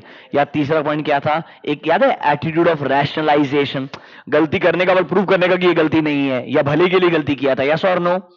इसके अंदर मेरे को कुछ कुछ एग्जांपल्स आने चाहिए। Let's go to the second category first, misappropriation of assets. हो सकता है, सुनो, मिस अप्रोप्रिएशन ऑफ एसेट्स में आओ directly, page number 1A.61, first heading incentive और प्रेशर। कंपनी के एम्प्लॉय को मालूम है मेरे को निकालने वाले हैं या मेरे को प्रमोशन नहीं देने वाले हैं, किसी और को प्रमोशन मिलने वाला है, कहना ऐसे मेरे पास एक इंसेंटिव है, फ्रॉड करना चाहिए कंपनी के अंदर। अरे हाँ या ना? पहला पॉइंट इंसेंटिव और प्रेशर, याद आया क्या सब? पक्का? दूसरा अपॉर्चुनिटी, अरे कंपनी में कंट्रोल ही नहीं है, कैश का पूरा जिम्मेदारी एक ही आदमी को देके रखे, आप इन्वाइट कर रहे हो फ्रॉड करने के लिए यार। देखो examples, large amount, clear words को मार्क करके रखो, अगली बार सब पढ़ना ही नहीं है, इंपॉर्टेंट पॉइंट्स पता होने चाहिए, इस हेडिंग में इतना ही पढ़ने का है। देखो फ्रॉड रिस्क फैक्टर, सबसे पहले दो कैटेगरी, क्योंकि दो ही टाइप के फ्रॉड्स हैं, कौन कौन से? Fraudulent financial reporting, miss appropriation of assets. दोनों में 3 ही मेन हेडिंग है, या तो कोई ना कोई इंसेंटिव रहेगा, या प्रेशर रहेगा, या कोई ना कोई अपॉर्चुनिटी रहेगा टू कमिट अ फ्रॉड, या सर आपका एटीट्यूड वाला प्रॉब्लम है, या आप रैशनलाइज कर रहे हो कि आपने क्यों फ्रॉड किया है। ये तीनों चीजें इधर भी आएगी और इधर भी आएगी। सबसे पहले हम जाते हैं मिस अप्रोप्रिएशन ऑफ एसेट्स के अंदर, वहां सर एम्प्लॉय कैटेगरी का फ्रॉड है, तो कहना इसे सबसे पहले देखो पर्सनल फाइनेंशियल ऑब्लिगेशन रहेगा, कीवर्ड्स को मार्क कर लो, पर्सनल फाइनेंशियल ऑब्लिगेशन, या adverse relationship between entity and employee. उसके एग्जांपल क्या है? एम्प्लॉय छोड़ के जाने वाला, एम्प्लॉय को निकालने वाले रहोगे, प्रमोशन नहीं देने वाले रहोगे, उसको पता चल गया होगा इसलिए वो फ्रॉड करेगा। यस और नो? पक्का? पॉइंट नंबर 2 अपॉर्चुनिटीज, वहां देखो सारा का सारा मेजर कैश जो है एक ही आदमी के हाथ में दे दिया आपने, inventory small in items but high in value, diamonds. तीसरा inadequate internal control over assets, मतलब कंट्रोल से एग्जिस्ट नहीं करते। अरे हाँ है ना? तीसरा पॉइंट देखो, सीधा आगे नेक्स्ट पेज पे, एटीट्यूड एंड रैशनलाइजेशन, छोटा मोटा चोरी हो रहा है, मैनेजमेंट खुद ही बोलता है कोई बात नहीं अगली बार मत करना। टॉलरेंस ऑफ पेटी थेफ्ट, अपने एम्प्लॉय का सडनली लाइफस्टाइल सिग्निफिकेंटली बदल गया है, the car he drives, clothes he wears, do you get my point? Significantly मतलब 100% कोई ना कोई नया लॉटरी लगा है, या लॉटरी लगवाया गया है, मतलब whatever it is, in simple terms there is a sudden change in the behaviour और lifestyle, giving you an understanding that there is a situation कि एक इंसान ने गलती किया होगा और उसको फिर रैशनलाइज कर दिया होगा। ठीक है क्या? इधर आओ, एक क्वेश्चन आज तक आया नहीं, अलग से आ सकता है। ये देखिए क्या, मिस अप्रोप्रिएशन ऑफ एसेट्स में occur because there is following, ये पूरे पॉइंट पता है किससे रिलेटेड है? इस पॉइंट से रिलेटेड है, इनएडिक्वेट इंटरनल कंट्रोल से रिलेटेड है। It's on page number 1A.62, 1A.62। Can you see for example, एक एग्जांपल दिया है क्या?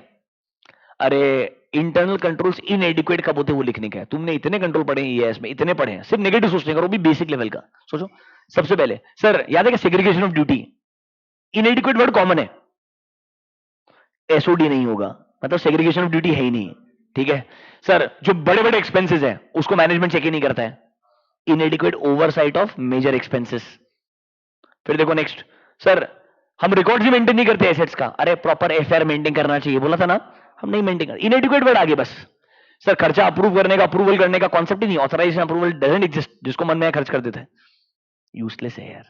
देखो इनएडिक्वेट physical safeguards over cash investment, मतलब सर कहना इसे कस्टडी किसी भी रैंडम इंसान को देके रखा है, लॉकर का कॉन्सेप्ट ही नहीं है, there is no access control, physical access, logical access, कुछ याद आया क्या? मतलब ये एक बार पढ़ा ना इसके बाद तो मतलब इनएडिक्वेट क्या क्या 4 पॉइंट लिखने का, यूजलेस, समझा क्या? पक्का? लास्ट कैटेगरी पे आ जाओ, फ्रॉडुलेंट फाइनेंशियल रिपोर्टिंग में ये तीनों चीजें कैसे वर्क करेगी। अब मैनेजमेंट कैटेगरी फ्रॉड के साथ सोचना, come to management category fraud, fraud risk factors regarding fraudulent financial reporting, page number 1A.60। Can you see incentive और प्रेशर? हो सकता है सर कंपनी की कंडीशन बहुत बुरी है पर मार्केट में दिखाना अच्छा दिखाना जरूरी है, इकोनॉमी में हालत बहुत खराब रहेगा, इंडस्ट्री की हालत खराब रहेगा, पर आपको अच्छा दिखाना पड़ेगा, ऑप्शन नहीं है आइडियली। समझ रहे हो मेरे बात? देखो हाई डिग्री ऑफ कंपटीशन या मार्केट सैचुरेशन हो गया होगा, sir customer demand significantly decline हो गया है पर मेरे को ऑर्डर बुक अच्छा दिखाना पड़ेगा, तो इसलिए 500 रुपए में ऑर्डर दिखा दिया मैंने ऑप्शन।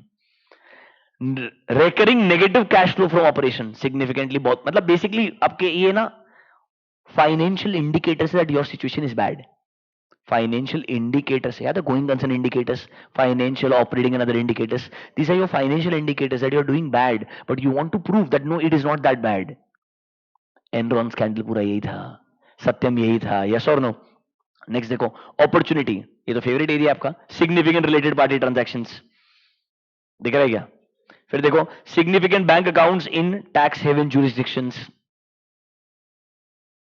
अरे और क्या चाहिए, बेस्ट है, शेल कंपनीज बनने का मौका मिल गया, स्पेशल पर्पस व्हीकल्स है, और क्या चाहिए, इससे बेटर फ्रॉड तरीका क्या हो सकता है?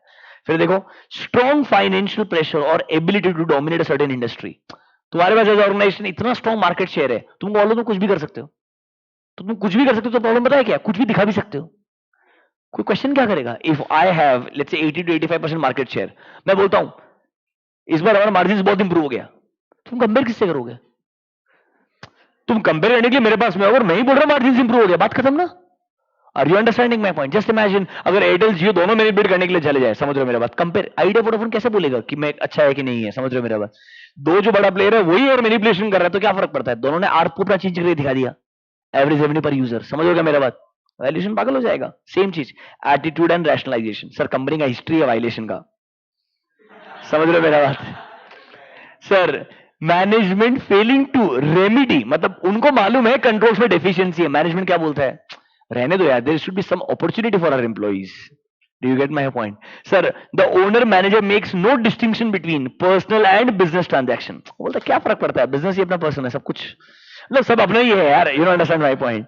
मतलब इस तरीके का सिचुएशन है। या सबसे इंटरेस्टिंग, ऑडिटर और मैनेजमेंट के बीच में क्वेश्चनेबल रिलेशनशिप है, मतलब प्रॉब्लमेटिक रिलेशनशिप है, दोनों में लड़ाइयां होती रहती है, वो उसको बोलते रहता है, मैनेजमेंट ऑडिटर को बोलता है डेडलाइन है तेरे पास में, ये बोलता है तूने डेटा नहीं दिया, तू मेरे को डेडलाइन दे रहा है, समझ रहा मेरा बात? फोर्स किया जा रहा है, तो इतना चेक कर इतना चेक मत कर, कहना इसी के एग्जांपल्स है, ऐसी स्ट्रेन्ड रिलेशनशिप है, again indicator that there can be a fraud. Fraud risk factors are nothing but indicators that company में फ्रॉड हो सकते हैं। ये सब ना आपको एग्जांपल्स के पॉइंट ऑफ व्यू से एटलीस्ट दो तीन पॉइंट्स आने चाहिए, इसीलिए जो आपको एक समराइज वे में लिख के दिया था, ये पार्ट बनाओ, इसके अंदर 3 पार्ट बनाओ, और आपको बहुत सारे होमवर्क क्वेश्चंस दिए थे यहाँ पे हमने, आपको ब्लैंक स्पेसेस दिख रहे होंगे बुक्स के अंदर, ऑब्वियसली दिख रहा होगा ब्लैंक स्पेसेस, अगर आपने किया होता तो आपको आराम से समराइज कंटेंट आपके नोटबुक के अंदर ऑलरेडी मिल चुका होता, रहेगा ना ब्लैंक स्पेस 100%। अभी good, let me show you some questions now. देखो ऑनेस्टली इतना ही है 240 में, इसके बियॉन्ड डिस्कशन करने लायक कुछ है नहीं, एक दो क्वेश्चंस देखते हैं।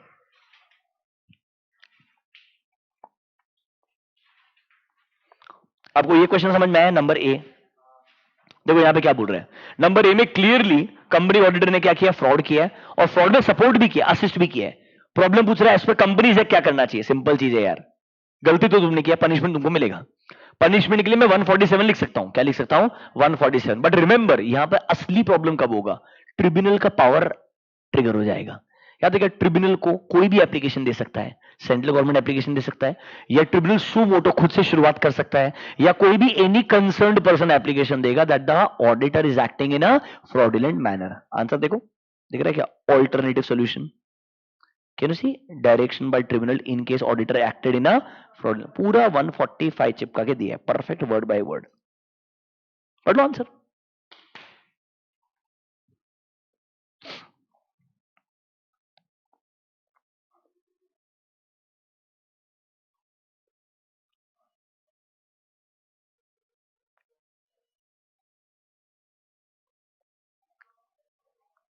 कोई फैक्ट ऑफ द केस नहीं है, कोई कंक्लूजन नहीं है, बस यही है। उसको क्या मेन उसका गेम ही क्या है, तेरे को मैं इतना कंफ्यूज कर दूंगा तेरे को समझ ही नहीं आएगा लिखना क्या है। वो समझ में आ गया, then I will give you all marks.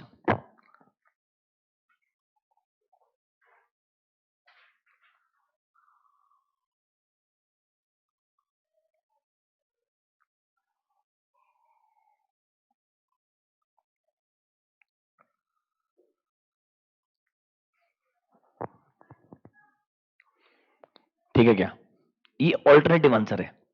एक आंसर और दिया, ये तो पूरा 140 सबसेक्शन 5 लिख के दिया उसने कॉपी पेस्ट। पता है क्या फैक्ट ऑफ द केस क्या है, इधर क्या करना चाहिए, क्योंकि क्वेश्चन में ढंग का पूछा ही नहीं है ना। जनरल पूछा, कंपनी से क्या बोलता है, क्या कॉन्सिक्वेंसेस फेस करने पड़ सकते हैं। अब देखो एक आंसर और दिया है, ये देखो, is this your 147 punishment for contravention? देखो, where in case of audit of a company being conducted by an audit firm, it is proved that the partner or partners has or have acted in a fraudulent manner or abated, सारे words कहां से ला रहा है मालूम है क्या, ये 145 से ला रहा है, ये सेम वर्डिंग वहीं से आ रहा है। और colluded in any fraud, मतलब कंपनी का director blah blah blah, whether civil or criminal in this act, याद रखना, it will be responsibility of partner and partners concerned, and the responsibility will be jointly and severally, because you appoint the firm as the auditor, not the partner. But obviously when it comes to imprisonment, only the concerned partner will go. बताया था तुमको यार ये चीज 147 में, बताया ना ये चीज तुमको।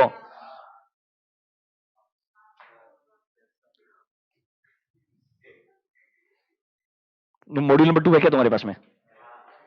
बहुत अच्छा बात है, नहीं है तो इधर देखो,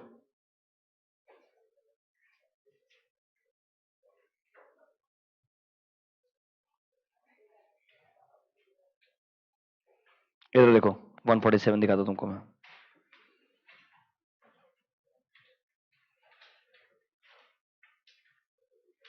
ये देखो तुम्हारा वाले जो तुमको लेक्चर पढ़ाया था ना, वही ओपन किया है, मॉड्यूल में पेज नंबर 10.37 पे पनिशमेंट फॉर कॉन्ट्रावेंशन 147। पहले तो छोटा मोटा पनिशमेंट लिख कर दिया पूरा का पूरा, ठीक है। अरे ठीक है, इधर आओ, दिख रहा है क्या, measures to ensure prompt payment of damages.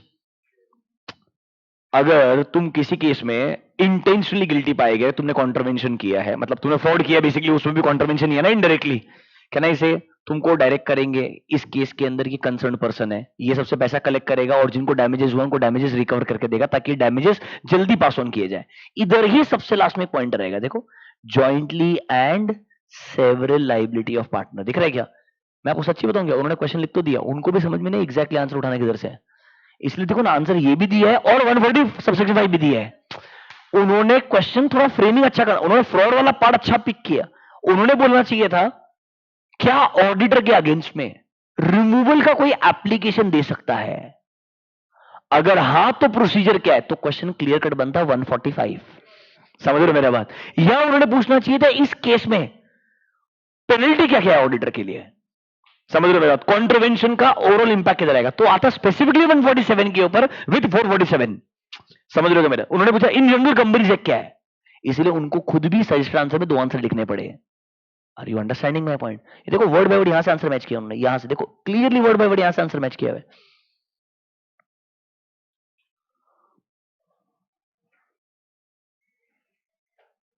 है कि नहीं मैच। मतलब मैं आपको वही बता रहा हूं, question framing was challenging, content में कुछ नहीं है अंदर, इसीलिए पढ़ते वक्त ध्यान रखना वो कैसे पूछ सकता है, वो मेरे को कैसे समझ में आएगा, उस चीज पे दिमाग लगाने का। ये by the way toughest possible paper के क्वेश्चंस देख रहे हैं अपन, इसके अलावा बहुत बेसिक लेवल के क्वेश्चंस भी आए हैं, मतलब वो तो बहुत ही जनरल है। If you open our Q&A module, go to fraud वाला चैप्टर, रीड द क्वेश्चंस, आज के रिवीजन के बाद में अगर आप वहां जाओगे टाइम पास लगेगा, ठीक है पक्का। एक क्वेश्चन और देखते हैं, इधर आओ, इधर ही देखो point number B, the auditor of RMP limited has identified a fraud which in his opinion causes a material misstatement in the financial statement. मतलब आपको फ्रॉड मिला है. Management personnel in higher management cadre are associated with manipulation. Line मिल गया क्या तुमको? Same अभी पढ़ा है मैनिपुलेशन ऑफ अकाउंट्स में, ये एग्जैक्ट लाइन में तुमको बोला ना. अरे वो बिल्कुल भी क्रिएटिविटी यूज नहीं करते.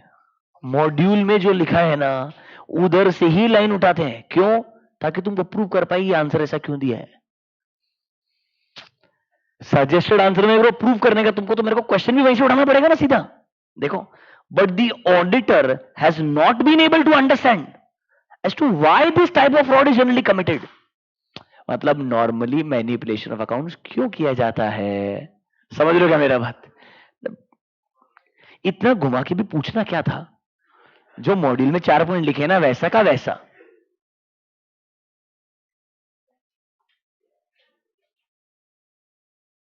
Perfect copy paste.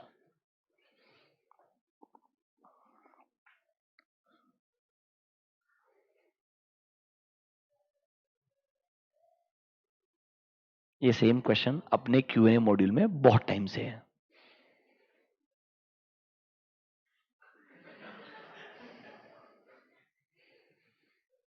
ठीक है, पक्का.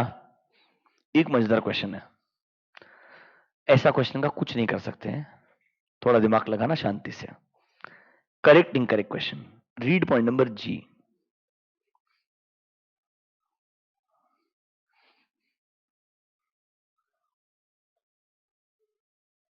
इतना पढ़ने गए. Misappropriation of assets is often accompanied by false or misleading records. Employee category के फ्रॉड्स के बारे में बात कर रहे हैं. ऐसे डॉक्यूमेंट्स मतलब थोड़ा गलत तरीके के डॉक्यूमेंट बनाए जाते हैं. मेन ऑब्जेक्टिव क्या है? To conceal the fact that assets are missing. आप छुपाना चाहते हो कि एसेट्स मिसिंग है. ठीक बात है ना? इसीलिए तो आप फ्रॉडलेंट तरीके से डॉक्यूमेंट्स प्रेजेंट करोगे ना यार एज ए एम्प्लॉय. आप देखोगे मेरे बुक्स के अंदर इन्वेंट्री 100 है पर एक्चुअली में इन्वेंट्री 100 नहीं है. समझो मेरा बात? पर पता नहीं चलना चाहिए ना यार. इसीलिए आप बुक्स में उतने दिखाओगे जो फिजिकली मैच होता है. और have been pledged with proper authorization. Correct और इनकरेक्ट?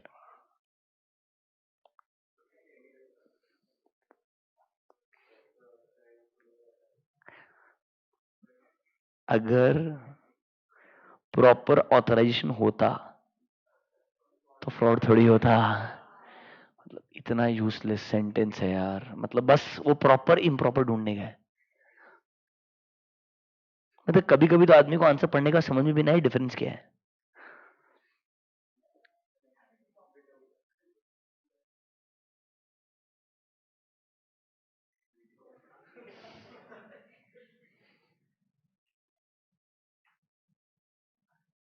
समझ में आएगा?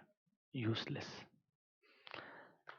ये उधर स्ट्राइक होना 1 मिनट के अंदर बहुत मुश्किल है. मतलब नॉट यू एनीवन. इसीलिए मैं बोल रहा हूं जब पहले 15 मिनट रीडिंग टाइम मिल रहा है ना, करेक्ट इनकरेक्ट पढ़ने का ही नहीं. मेरा बात समझो, क्योंकि तुमको वापस से पढ़ना ही पड़ेगा आंसर लिखते वक्त. Don't waste your time. I am trying to tell you because वो आपको कंफ्यूज करने ट्राई करेगा. करेक्ट इनकरेक्ट पढ़ना मतलब पूरा सिलेबस को एक साथ में सोच रहे हो. समझ रहे हो मेरे बात? Don't try. Go two questions. मैं बोल रहा हूं ये क्वेश्चन नंबर 2 ना, वहां से पढ़ना शुरू करने का. ये डिसाइड करने का बचे हुए क्वेश्चन में से एक क्वेश्चन छोड़ना क्या है. ये डिसीजन मेकिंग पहले 15 मिनट में करो. पहले 15 मिनट में करेक्ट इनकरेक्ट पे दिमाग ही मत लगाओ. करेक्ट इनकरेक्ट कब पढ़ने का है? Once your reading time is over, start with first question only. मैं तुमको लिख के बोलता हूं करेक्ट इनकरेक्ट में से एक है. और डोंट वरी, पता ना तुमको 8 में से एक ही लिखने का, 7 ही लिखने का. तुमको एक तो ऑप्शन होता है. You can leave one question right. तुमको 1 या 2 के अलावा ट्रबल नहीं आएगा. बाकी सब स्ट्रेट फॉरवर्ड लगेगा. इसीलिए read that when you actually start writing the paper. Are you understanding my point? पक्का? श्योर? और तो क्वेश्चंस आप क्यूएनए मॉड्यूल में जाके पढ़ोगे तो बहुत सारे मिलेंगे आइडियली. मतलब उसमें कोई डाउट वाला बात ही नहीं है. What to write in reasoning when statements are correct. Ashutosh बेटा सुन मेरा बात, ये कोई रीजनिंग था नहीं उनका इस क्वेश्चन में. डोंट जज their answers on the basis of this question. Please understand there are logical questions. या तेरे को पूरा रीजनिंग लिखना पड़ेगा चाहे वो करेक्ट है या इनकरेक्ट है. इसमें कोई रीजनिंग ही नहीं था. ये क्वेश्चन ही गलत है. मतलब ये पाप है ऐसा पूछना है यार. मतलब स्टेटमेंट तेरे को तू कितना अच्छे से रीड कर सकता है वो पूछने का ट्राई कर रहा है. Are you understanding my point? मतलब that doesn't make sense. Don't think like this. मतलब इसके अलावा अगर आप 240 रिलेटेड, फ्रॉड रिलेटेड कोई भी क्वेश्चन पढ़ोगे, चलो 2-3 क्वेश्चन दिखाते हैं आपको. Let's go to chapter 5. I have another lecture, तो सेशन को यहीं कंक्लूड करेंगे अपन.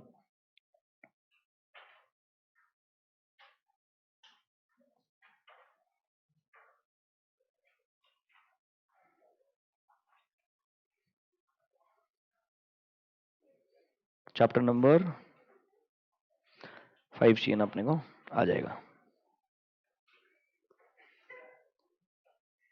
चलो, read this question number 2. Theft of entities' assets is often perpetrated by employees in relatively small and immaterial amount. Honestly, same language ना अपने module में लिखा हुआ है. देखो ढंग से क्वेश्चन पढ़ना. Theft of entities' assets is often perpetrated. Normally, entity के एसेट्स का चोरी एम्प्लॉइज करते हैं स्मॉल एंड इमटेरियल अमाउंट में. Explain various ways in which same can be accomplished. Sir यहाँ पे चोरी कौन कर रहा है? एम्प्लॉय कर रहा है. कौन से कैटेगरी का फ्रॉड है? Miss appropriation of assets. Yes और नो? उसके एग्जांपल लिख के देने हैं, same word by word match होगा. और सुनो मेरा बात, कुछ अलग लिखने ट्राई मत करो. उससे रिलेटेड जो मॉड्यूल में लिखा याद आता है ना, वही लिखो. ऑनेस्टली बताऊं क्या, ये आंसर गलत है. These are other examples of misappropriation of assets. उसने तेरे से पूछने चाहिए एग्जाम्पल्स ऑफ छोटा चोरी कैसे होता है. समझ रहे? तू बताएगा स्टेशनरी का चोरी करना, टिश्यू पेपर बॉक्स चोरी करना. वो अपना क्रिएटिविटी नहीं चाहिए इधर, वो चाहिए जो मॉड्यूल में इसके आसपास का रहेगा कंटेंट. बात समझ में आया क्या? उतना उतना लिखोगे ना, हर बार आंसर मैच होता, कोई दिक्कत नहीं. एग्जाम एक्चुअल एग्जाम क्वेश्चन रहेगा. ये Jan 21 में क्वेश्चन आया. ये एग्जाम क्वेश्चन है सारे के सारे. वो क्यूआरएम जो सर ने अलग से बनाया ना, वो यही है मेरे लिए. ये सारे क्वेश्चंस उठाए कहां से हैं? आरटीपी, एमटीपी, सजेस्टेड आंसर्स, वहां से क्वेश्चंस पिक किए हुए. कुछ अलग नहीं है. पहले बहुत सारे थे, 600 पेज का किताब था. हाँ, हटा दिया मैंने इस बार क्योंकि मेरे को समझ में आ गया ऑलरेडी इतना डिटेल में डिस्कशन करना पड़ेगा. मॉड्यूल 1 और 2 का साइज बढ़ गया. जो पुराना बुक था ना, उसमें स्टैंडर्ड्स ऑडिटिंग पे भर भर के क्वेश्चंस थे और 2 मॉड्यूल थे. एक पीडीएफ देता था, एक प्रिंट करके. पीडीएफ इसलिए क्योंकि मेरे को कोई ढूंढेगा ही नहीं, क्योंकि फाइनल लेवल तक मेरे कंपाइलेशन कर करके इतने क्वेश्चन इकट्ठे हो गए. अब समझ लो क्या मेरा बात?